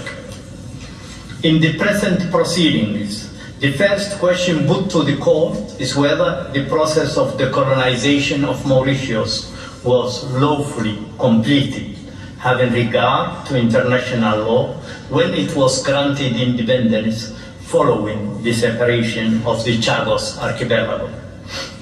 The second question related to the consequences arising under international law from the continued administration by the United Kingdom of the Chagos Archipelago. The court considers that a request from the General Assembly for an advisory opinion to examine a situation by reference to international law concerns a legal question. The court therefore concludes that the request has been made in accordance with the Charter and that the two questions submitted to it are legal in character. The court accordingly has jurisdiction to give the advisory opinion requested by Resolution 71/292 of the General Assembly. The fact that the court has jurisdiction does not mean, however, that it is obliged to exercise it. the discretion whether or not to respond to a request for an advisory opinion exists so as to protect the integrity of the court's judicial function as the principal judicial organ of the United Nations. The court is nevertheless mindful of the fact that its answer to a request for an advisory opinion represents its participation in the activities of the organization and in principle should not be refused. Thus, the consistent jurisprudence of the court is that only compelling reasons may lead the court to refuse its opinion in response to a request falling within its jurisdiction. The court must satisfy itself as to the propriety of the exercise of its judicial function in the present proceedings. It therefore must give careful consideration as to whether there are compelling reasons for it to decline to respond to the request from the General Assembly. Some participants in the present proceedings have argued that there are compelling reasons for the court to decline to give the advisory opinion requested. One of the reasons raised by those participants is that advisory proceedings are not suitable for determination of complex and disputed factual issues. The court observes that an abundance of material has been presented before it, including a voluminous dossier from the United Nations. Moreover, many participants have submitted written statements and written comments and made oral statements which contain information relevant to answering the questions. The court is therefore satisfied that there is in the present proceedings sufficient information on the facts before it for the court to give the requested opinion. Accordingly, the court cannot decline to answer the questions put to it for this reason. A second reason raised by some participants for the court to decline to give an advisory opinion is that the advisory opinion requested would not assist the General Assembly in the proper exercise of its functions. The court considers that it's not for the court itself to determine the usefulness of its response to the requesting organ. Rather, it should be left to the requesting organ, the General Assembly in this case, to determine whether it needs the opinion for the proper performance of its functions. In the advisory opinion on legal consequences of the construction of a wall in the occupied Palestinian territory, the court stated that, and I quote, "It cannot substitute its assessment of the usefulness of the opinion requested for that of the organ that seeks such an opinion." It follows that in the present proceedings, the court cannot decline to answer the questions posed to it by the General Assembly in Resolution 71-292 on the ground that its opinion would not assist the General Assembly in the performance of its functions. Certain participants have also argued that an advisory opinion by the court would reopen the findings of the arbitral tribunal in the arbitration regarding the Chagos Marine Protected Area that are binding on Mauritius and the United Kingdom. The court recalls in this connection that its opinion is given to states, is given not to states, but to the organ which is entitled to requesting. The court observes that the principle of res judicata does not preclude it from rendering an advisory opinion. When answering a question submitted for an opinion, the court will consider any relevant judicial or arbitral decision. In any event, the court further notes that the issues that were determined by the arbitral tribunal in the arbitration regarding the Chagos Marine Protected Area are not the same as those that are before the court in these proceedings. It follows from the foregoing that the court cannot decline to answer the questions on this ground. Finally, some participants have argued that there is a bilateral dispute between Mauritius and the United Kingdom regarding sovereignty over the Chagos archipelago, and that this dispute is at the core of the advisory proceedings. Certain participants have contended that the dispute over sovereignty, which arose in the 1980s in bilateral relations, is the real dispute that motivated the request. The court recalls, with respect to this argument, that there would be a compelling reason to decline to give an advisory opinion when such a reply, and I quote, would have the effect of circumventing the principle that a state is not obliged to allow its disputes to be submitted to judicial settlement without its consent, end of quote. The court notes that the questions put to it by the General Assembly relate to the decolonization of Mauritius. The General Assembly has not sought the court's opinion to resolve a territorial dispute between two states. Rather, the purpose of the request is for the General Assembly to receive the court's assistance so that it may be guided in the discharge of its functions relating to the decolonization of Mauritius. The court observes that the General Assembly has a long and consistent record in seeking to bring colonialism to an end. From the earliest days of the United Nations, the General Assembly has played an active role in matters of decolonization.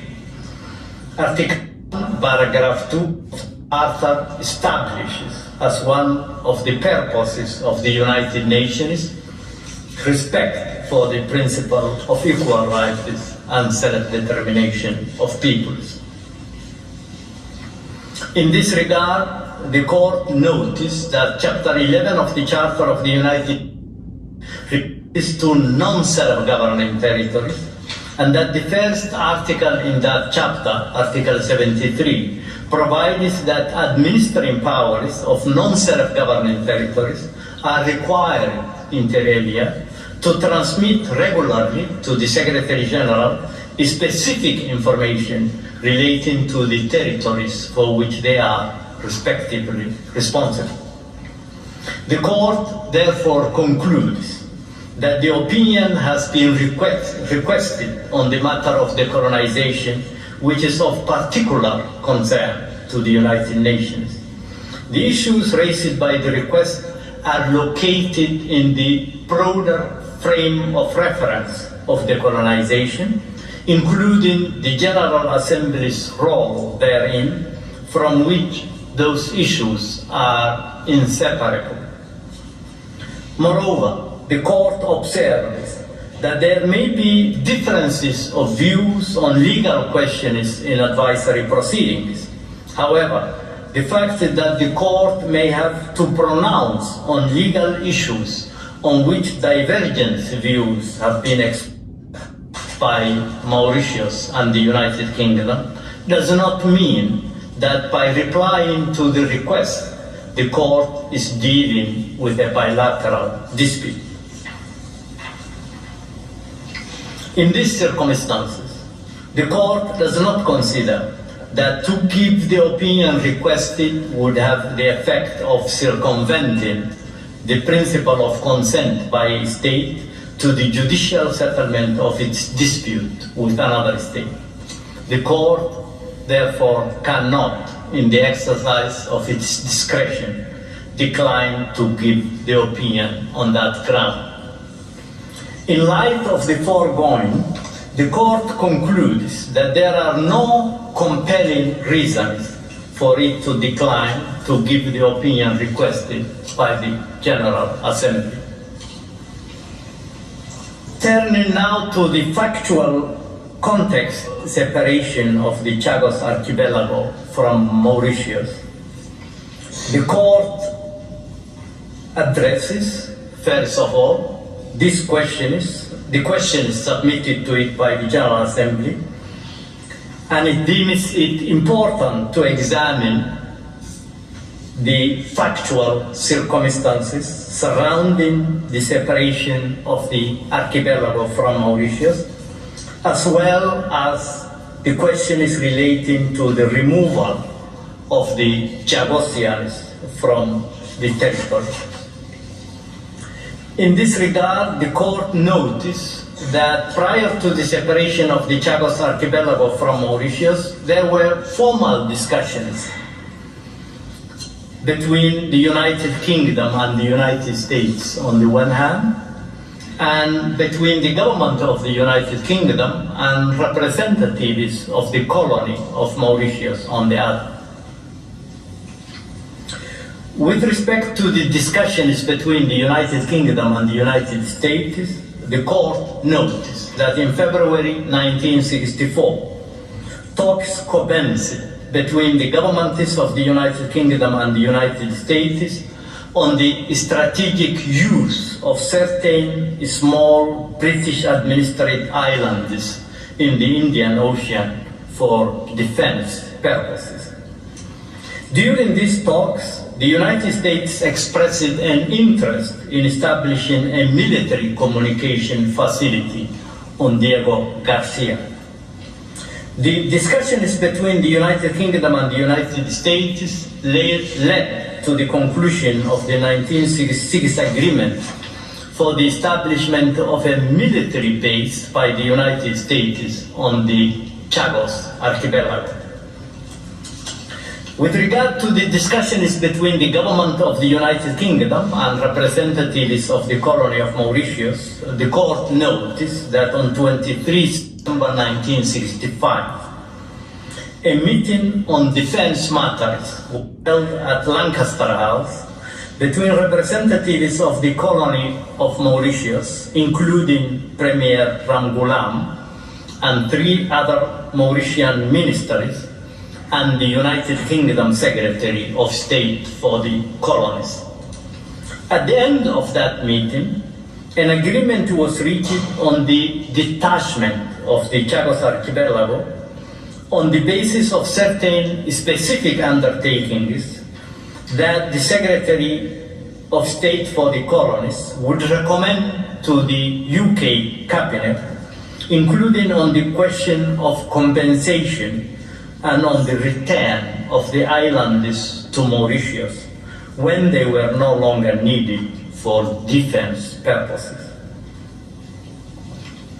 Subsequently, the Premier of Mauritius informed the Secretary of State for the colonies that the proposals put forward by the United Kingdom were acceptable in principle, but that he would discuss the matter with his other ministerial colleagues.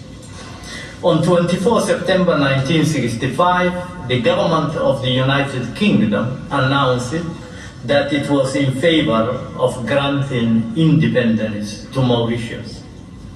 On 5 November 1965, the governor of Mauritius informed the United Kingdom Secretary of State that the Mauritius Council of Ministers had, and I quote, confirmed agreement to the detachment of the Chagos archipelago, end of quote.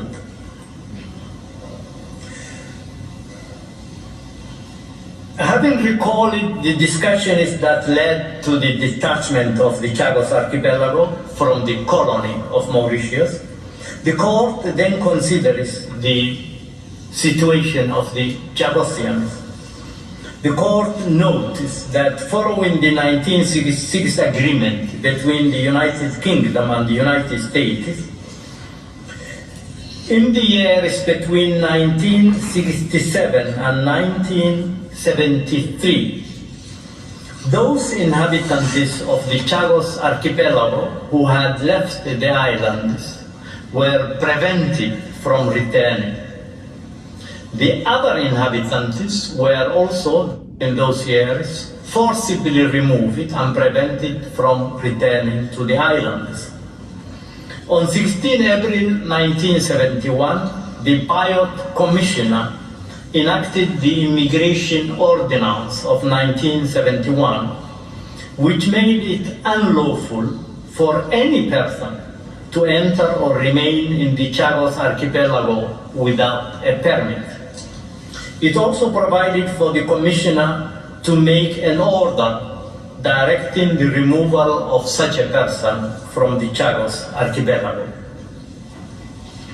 In the oral proceedings before the court, the United Kingdom reiterated that, and I quote, that it fully accepts that the manner in which the Chagosians were removed from the Chagos archipelago and the way they were treated thereafter was shameful and wrong, and that it deeply regrets that fact, end of quote.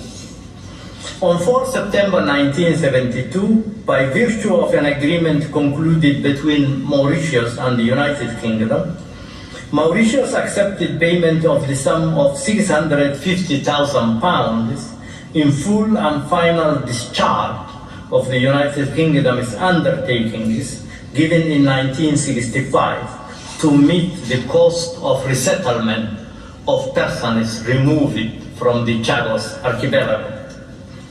On 7 July 1982, an agreement was concluded between the governments of Mauritius and the United Kingdom for the payment by the United Kingdom of the sum of £4 million on an ex gratia basis with no admission of liability on the part of the United Kingdom, and I quote, in full and final settlement of all claims whatsoever of the kind referred to in Article 2 of this agreement against the United Kingdom by or on behalf of the Ilois. The sum of approximately £4 million paid by the United Kingdom was dispersed to about 1,344 islanders between 1983 and 1984.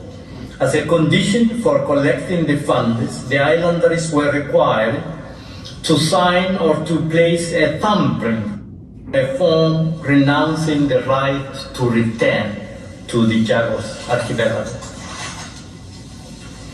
On 20 December 2012, the United Kingdom announced a review of its policy on resettlement of the Chagosians who were forcibly removed from or prevented from returning to the Chagos archipelago.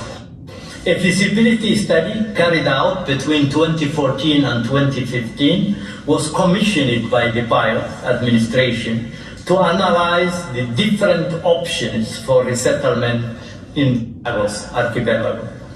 The feasibility study concluded that resettlement was possible, although there would be significant challenges, including high and very uncertain costs and long-term liabilities for the United Kingdom taxpayer.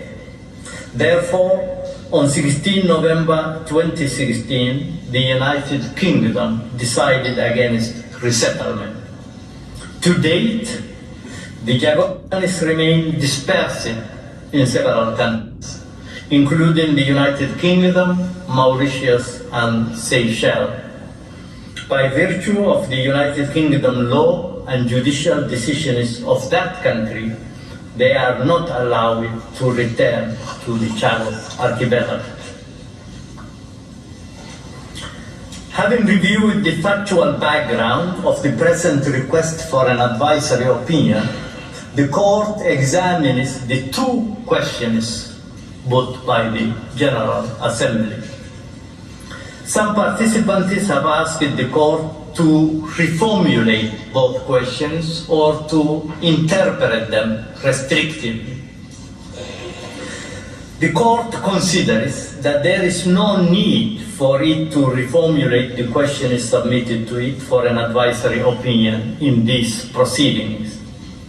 Indeed, the first question is whether the process of decolonization of Mauritius was lawfully completed in 1968, having regard to international law, following the separation of the Chagos archipelago from its territory in 1965.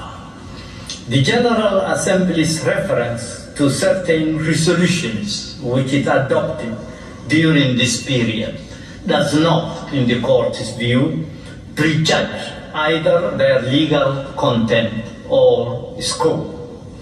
In question A, the General Assembly asks the court to examine certain events which occurred between 1965 and 1968 and which fall within the framework of the process of decolonization of Mauritius as a non-self-governing territory.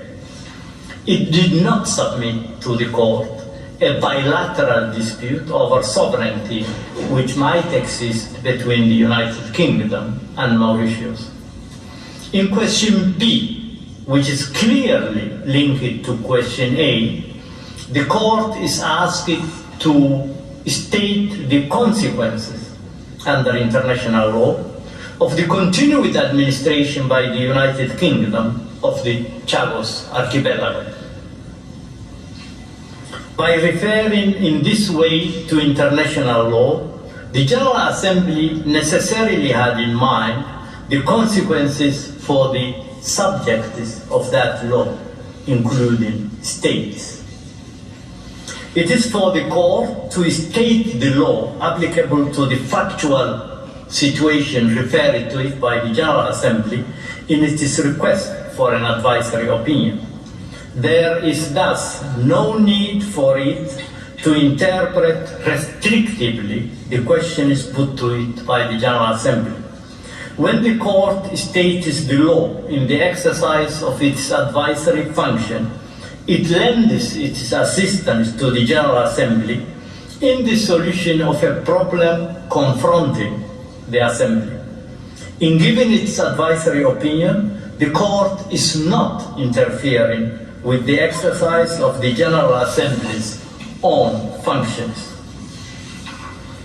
The court turns to the first question put to it by the General Assembly, namely whether the process of decolonization of Mauritius was lawfully completed having regard to international law. In order to pronounce on whether the process of decolonization of Mauritius was lawfully completed having regard to international law, the court will determine, first, the relevant period of time for the purpose of applying the applicable rules of international law, and secondly, the content of that law. In addition, since the General Assembly has referred to some of the resolutions it adopted, the court, in determining the obligations reflected in these resolutions, will have to examine the function of the General Assembly in conducting the decolonization. Concerning the relevant period of time, the court notes that in question A, the General Assembly situates the process of decolonization of Mauritius in the period between the separation of the Chagos archipelago from its territory in 1965 and independence in 1968. It's therefore by reference to this period that the court is required to identify the rules of international law that are applicable to that process. The court is of the view that while its determination of the applicable law must focus on the period from 1965 to 1968, this will not prevent it, particularly when customary rules are at issue, from considering the evolution of the law on self-determination since the adoption of the Charter of the United Nations and of Resolution 1514 of 14 December 1960, entitled Declaration on the Granting of Independence to Colonial Countries and Peoples. Indeed, state practice and opinio juris, that is the acceptance of that practice as law, both of which are under Article 38 of the Statute of the Court, are consolidated and confirmed gradually over time. The Court may also rely on legal instruments which postdate the period in question, when those instruments confirm or interpret pre-existing rules or principles. Regarding the rules of international law, the Court will have to determine the nature, content, and scope of the right to self-determination applicable to the process of decolonization of Mauritius, a non-self-governed territory recognized as such from 1946 onwards, both in the United Nations practice and by the administering power itself. The Court is conscious that the right to self-determination as a fundamental human right has a broad scope of application. However, to answer the question put to it by the General Assembly, the Court will confine itself in this advisory opinion to analyzing the right to self-determination in the context of decolonization. The Court begins by recalling that respect for the principle of equal rights and self-determination of peoples is one of the purposes of the United Nations as set out in its charter. Such a purpose concerns in particular Chapter 11 of the Charter, entitled Declaration Regarding Non-Self-Governing Territories, under which the members of the United Nations which have or assume responsibilities for the administration of territories whose peoples have not yet attained a full measure of self-government are obliged to develop the self-government of those peoples. In the Court's view, it follows that the legal regime of non-self-governing territories, as set out in Chapter 11 of the Charter, was based on the progressive development of the institutions of these peoples, so as to lead the populations concerned to exercise their right to self-determination. Having made the principle of equal rights and self-determination of peoples one of the purposes of the United Nations, the Charter included provisions that would enable non-self-governing territories ultimately to govern themselves. It is in this context that the Court must ascertain when the right to self-determination crystallized as a customary rule binding on all states. The adoption of Resolution 1514 of 14 December 1960 represents a defining moment in the consolidation of state practice on decolonization. Prior to that resolution, the General Assembly had affirmed on several occasions the right to self-determination through various resolutions, and a number of non-self-governing territories had acceded to independence. General Assembly Resolution 1514 clarifies the content and scope of the right to self-determination. The court notes that the decolonization process accelerated in 1960 with 18 countries, including 17 in Africa, gaining independence during that year. During the 1960s, the peoples of an additional 28 non-self-governing territories exercised their right to self-determination and achieved independence. In the court's view, there is a clear relationship between Resolution 1514 and the process of decolonization following its adoption. As the court has noted in its previous case law, General Assembly resolutions, even if they are not binding, may sometimes have normative value. They can, in certain circumstances, provide evidence important for establishing the existence of a rule or the emergence of an opinio juris.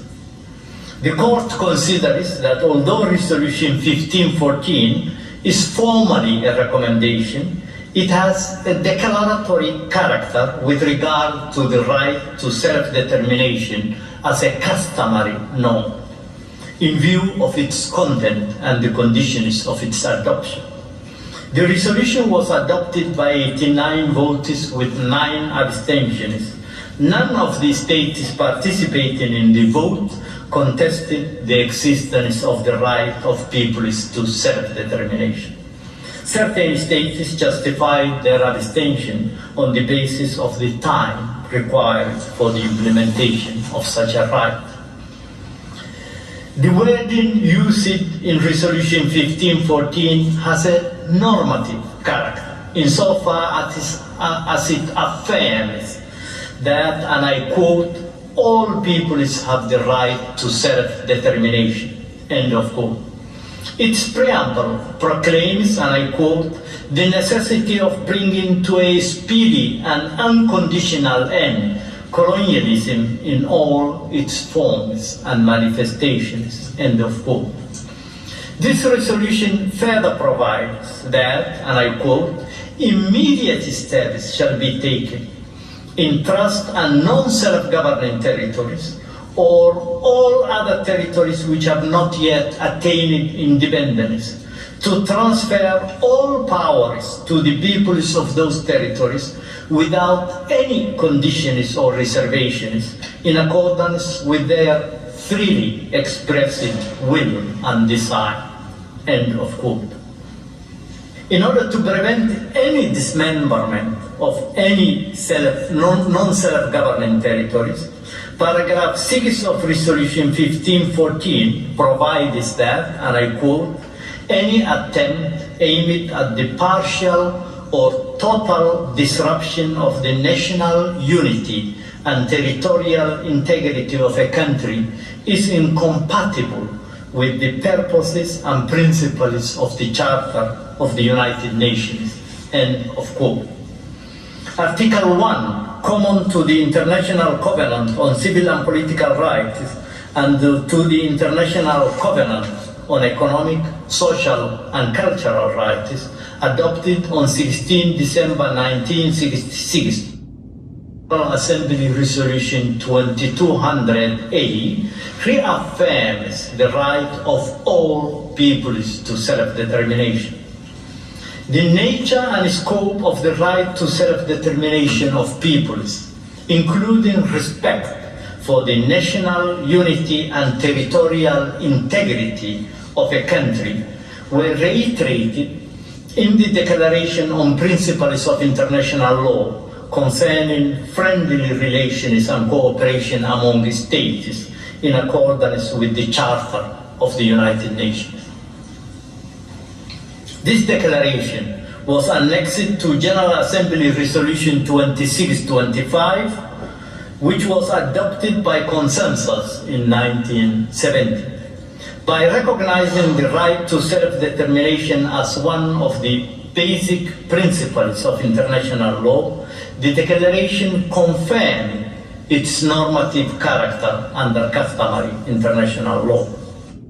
The means of implementing the right to self-determination in a non-self-governing territory were set out in Principle 6 of General Assembly Resolution 1541, adopted on 15 December 1960. And I quote, "A non-self-governing territory can be said to have reached a full measure of self-government by A. Emergence as a sovereign independent state. B. Free association with an independent state. Or C. Integration with an independent state." End of quote.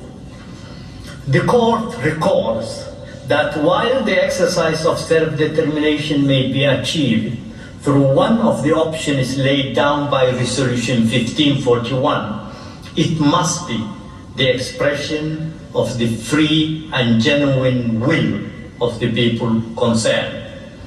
However, the right of self-determination leaves the United Nations General Assembly a measure of discretion with respect to the forms and procedures by which that right is to be realized. The right to self-determination under customary international law does not impose a specific mechanism for its implementation in all instances. Some participants have argued that the customary status of the right to self-determination did not entail an obligation to implement that right within the boundaries of the non-governing territory. The court recalls that the right to self-determination of the people concerned is defined by reference to the entirety of a non-self-governing territory, as stated in the aforementioned paragraph 6 of Resolution 1514.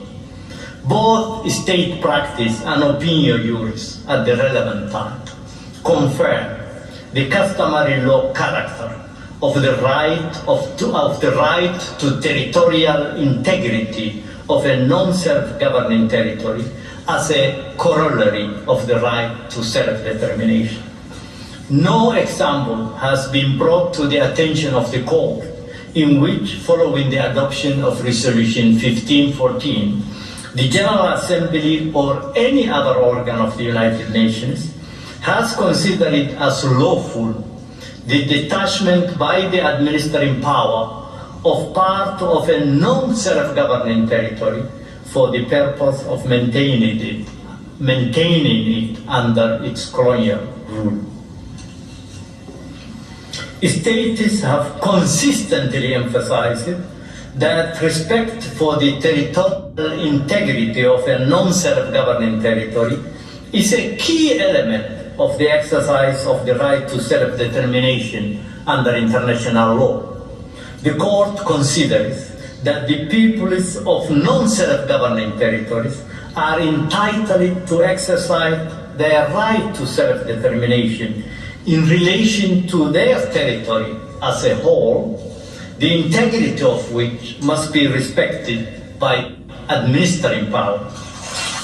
It follows that any detachment by the administering power of part of a non-self-governing territory, unless based on the freely expressed and genuine will of the people of the territory concerned, is contrary to the right to self-determination. In the court's view, the law on self-determination constitutes the applicable international law during the period under consideration, namely between 1965 and 1968. The court noted in its advisory opinion on Namibia the consolidation of that law. Having determined the applicable international law, the court proceeds to examine the assembly during the process of decolonization. The General Assembly has played a crucial role in the work of the United Nations on decolonization, in particular since the adoption of Resolution 1514. It has overseen the implementation of the obligations of member states in this regard, as laid down in Chapter 11 of the Charter and as reflected in the practice which has developed within the organization. It is in this context that the Court is asked in Question A to consider in its analysis of international law applicable to the process of decolonization of Mauritius, the obligation is reflected in General Assembly Resolutions 2066 of 16 December 1965, 2232 of 20 December 1966, and 2357 of 19 December 1967.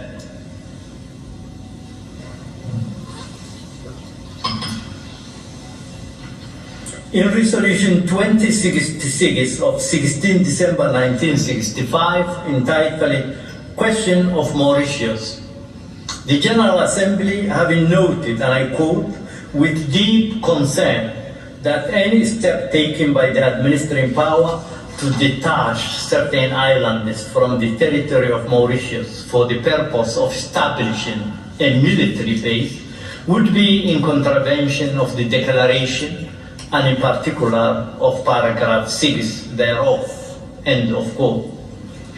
The General Assembly in the operative part of the text invites, and I quote, the administering power to take no action which would dismember the territory of Mauritius and violate its territorial integrity, end of quote. In the Court's view, by inviting the United Kingdom to comply with its international obligations in conducting the process of decolonization of Mauritius, the General Assembly acted within the framework of the Charter and within the scope of its functions, of the functions assigned to it, to oversee the application of the right to self-determination. The General Assembly assumed those functions in order to supervise the implementation of obligations incumbent upon administrative powers under the Charter. It thus established a special committee tasked with examining the factors that would enable it to decide, and I quote, whether any territory is or is not a territory whose people have not yet attained a full measure of self-government, end of quote.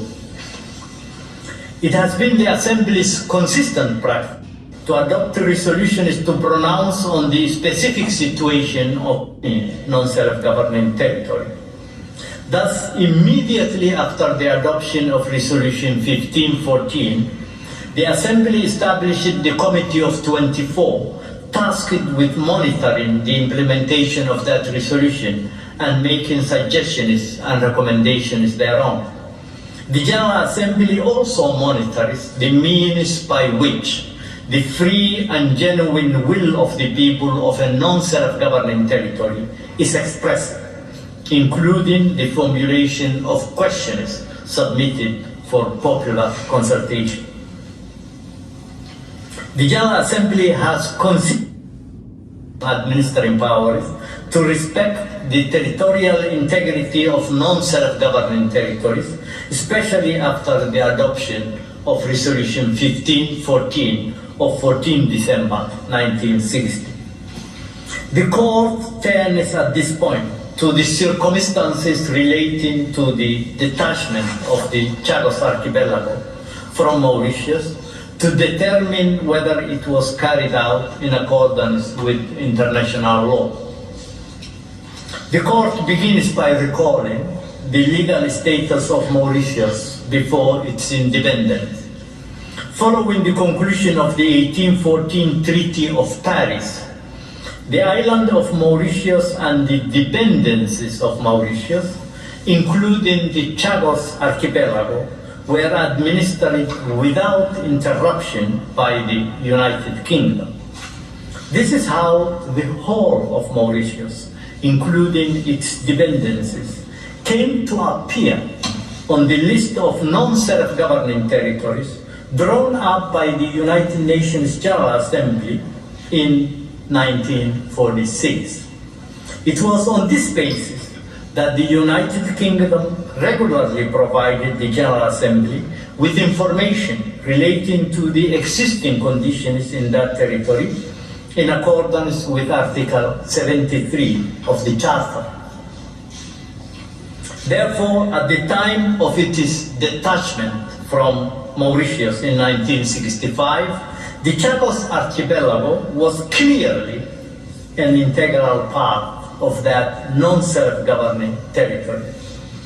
In the Lancaster House Agreement of 23 September 1965, the Premier and other representatives of Mauritius, which was still under the authority of the United Kingdom as administering power, agreed in principle to the detachment of the Chagos Archipelago from the territory of Mauritius. This agreement in principle was given on condition that the archipelago could not be ceded to any third party and would be returned to Mauritius at a later date, a condition which was accepted at the time by the United Kingdom. The court observes that when the Council of Ministers agreed in principle to the detachment from Mauritius of the Chagos Archipelago, Mauritius was, as a colony, under the authority of the United Kingdom. In the court's view, it's not possible to talk of an international agreement when one of the parties to it, Mauritius, which is said to have ceded the territory to the United Kingdom, was under the authority of the latter. The court is of the view that heightened scrutiny should be given to the issue of consent in a situation where a part of non-self-governing territory is separated to create a new colony. Having reviewed the circumstances in which the Council of Ministers of the colony of Mauritius agreed in principle to the detachment of the Chagos Archipelago on the basis of the Lancaster House Agreement, the court considers that this detachment was based on the free and genuine expression of the will of the people concerned. In its resolution 2066 of 16 December 1965, adopted a few weeks after the detachment of the Chagos Archipelago, the General Assembly deemed it appropriate to recall the obligation of the United Kingdom as the administering power to respect the territorial integrity of Mauritius. The court considers that the obligations arising under international law and reflected in the resolutions adopted by the General Assembly during the process of decolonization of Mauritius require the United Kingdom as the administering power to respect the territorial integrity of that country, including the Chagos Archipelago. The court concludes that as a result of the Chagos Archipelago's unlawful detachment and its incorporation into a new colony known as the Pirate, the process of decolonization of Mauritius was not lawfully completed when Mauritius acceded to independence in 1968. Having established that the process of decolonization of Mauritius was not lawfully completed in 1968, the court examines the consequences under international law arising from the United Kingdom's continued administration of the Chagos Archipelago. Section B. The court states that it will answer this question drafted in the present tense on the basis of the international law applicable at the time its opinion is given. The court, having found that the decolonization of Mauritius was not conducted in a manner consistent with the right of peoples to self-determination, it follows that the United Kingdom's continued administration of the Chagos Archipelago constitutes a wrongful act entailing the international responsibility of that state. It is an unlawful act of a continuing character which arose as a result of the separation of the Chagos Archipelago from Mauritius. Accordingly, the United Kingdom is under an obligation to bring an end to its administration of the Chagos Archipelago as rapidly as possible, thereby enabling Mauritius to complete the decolonization of its territory in a manner consistent with the right of peoples to self-determination. The modalities necessary for ensuring the completion of the decolonization of Mauritius fall within the remit of the United Nations General Assembly in the exercise of its functions relating to decolonization. As the court has stated in the past, it is not for the court, and I quote, to determine what steps the General Assembly may wish to take after receiving the court's opinion, or what effect that opinion may have in relation to those steps, end of quote. Since respect for the right to self-determination is an obligation erga omnes, all states have a legal interest in protecting that right. The court considers that while it is for the General Assembly to pronounce on the modalities required to ensure the completion of the decolonization of Mauritius, all member states must cooperate with the United Nations to put those modalities into effect. As regards the resettlement on the Chagos Archipelago of Mauritian nationalities, including those of Jagosian origin, this is an issue relating to the protection of the human rights of those concerned, which should be addressed by the General Assembly during the completion of the decolonization of Mauritius. In response to question B of the General Assembly, relating to the consequences under international law that arise from the continued administration by the United Kingdom of the Chagos Archipelago, the court concludes that the United Kingdom has an obligation to bring to an end its administration of the Chagos Archipelago as rapidly as possible, and that all member states must cooperate with the United Nations to complete the decolonization of Mauritius. For these reasons, the court, 1, unanimously finds that it has jurisdiction to give the advisory opinion requested.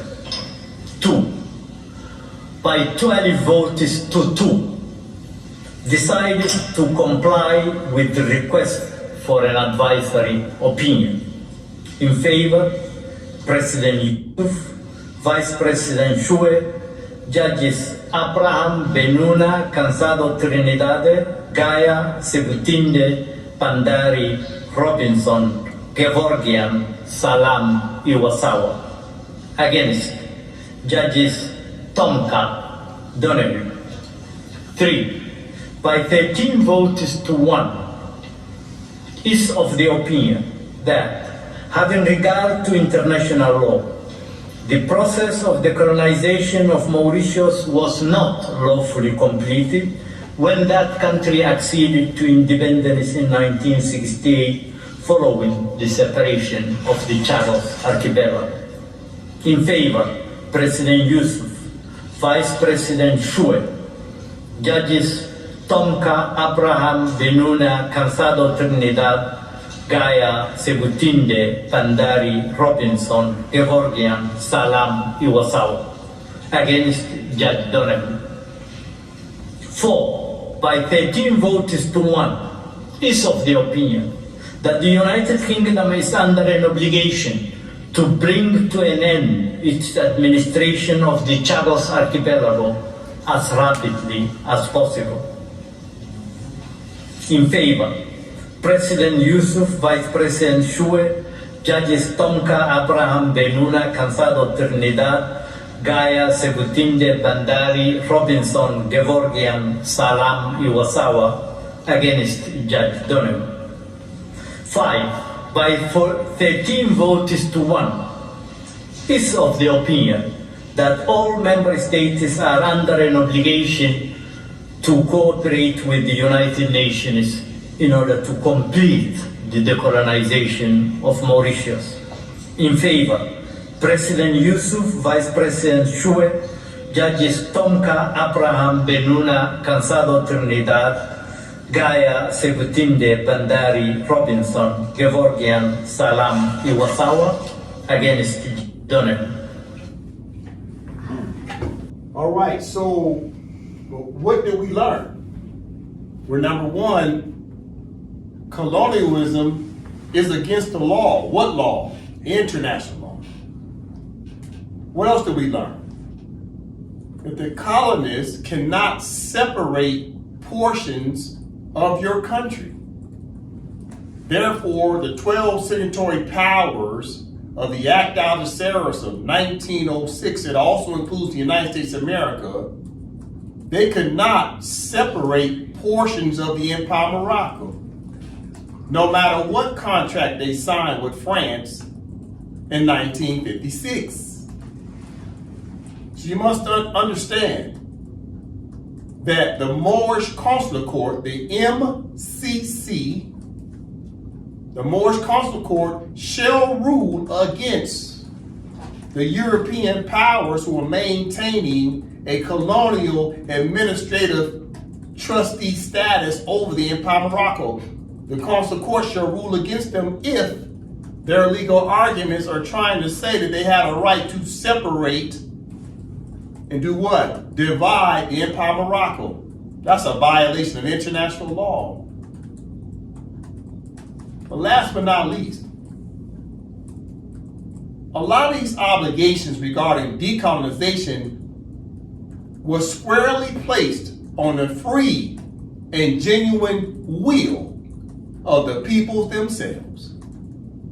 And we as Moors have failed in the understanding of our rights. But what rights? Our rights based in treaties and international law. So when you start to talk about your legal arguments to decolonize, let's take it to the board as I start to close out. Decolonization is the order of the day. Question: what is your legal argument during the varying stages of decolonization? This is the question to the Moors. Number one, the Constitution of the Empire of Morocco, that's your legal argument. That sets up what? The will.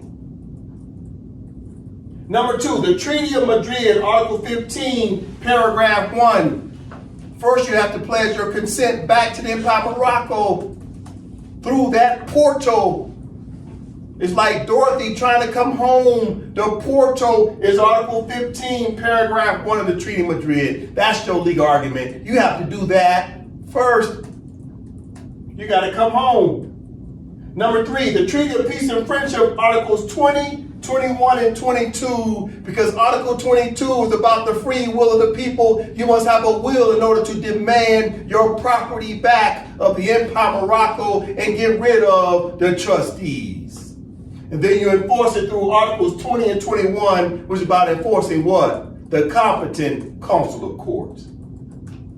Number four, what's your legal argument to decolonize? Is the Act Algeciras Preamble, which is about what? The triple principle of sovereignty and independence, integrity of domains, and economic liberty without any inequality.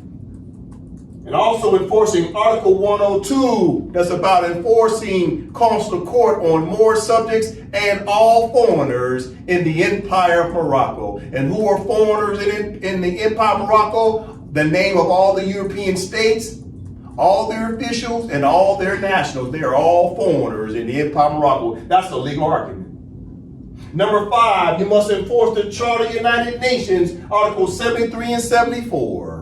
What else is your legal argument? Number 6, UN Resolution 1514 of 1960, as well as UN Resolution 1541 of 1960, in harmony with the C24, right, of the United Nations. That's the Committee 24, will help you with decolonization.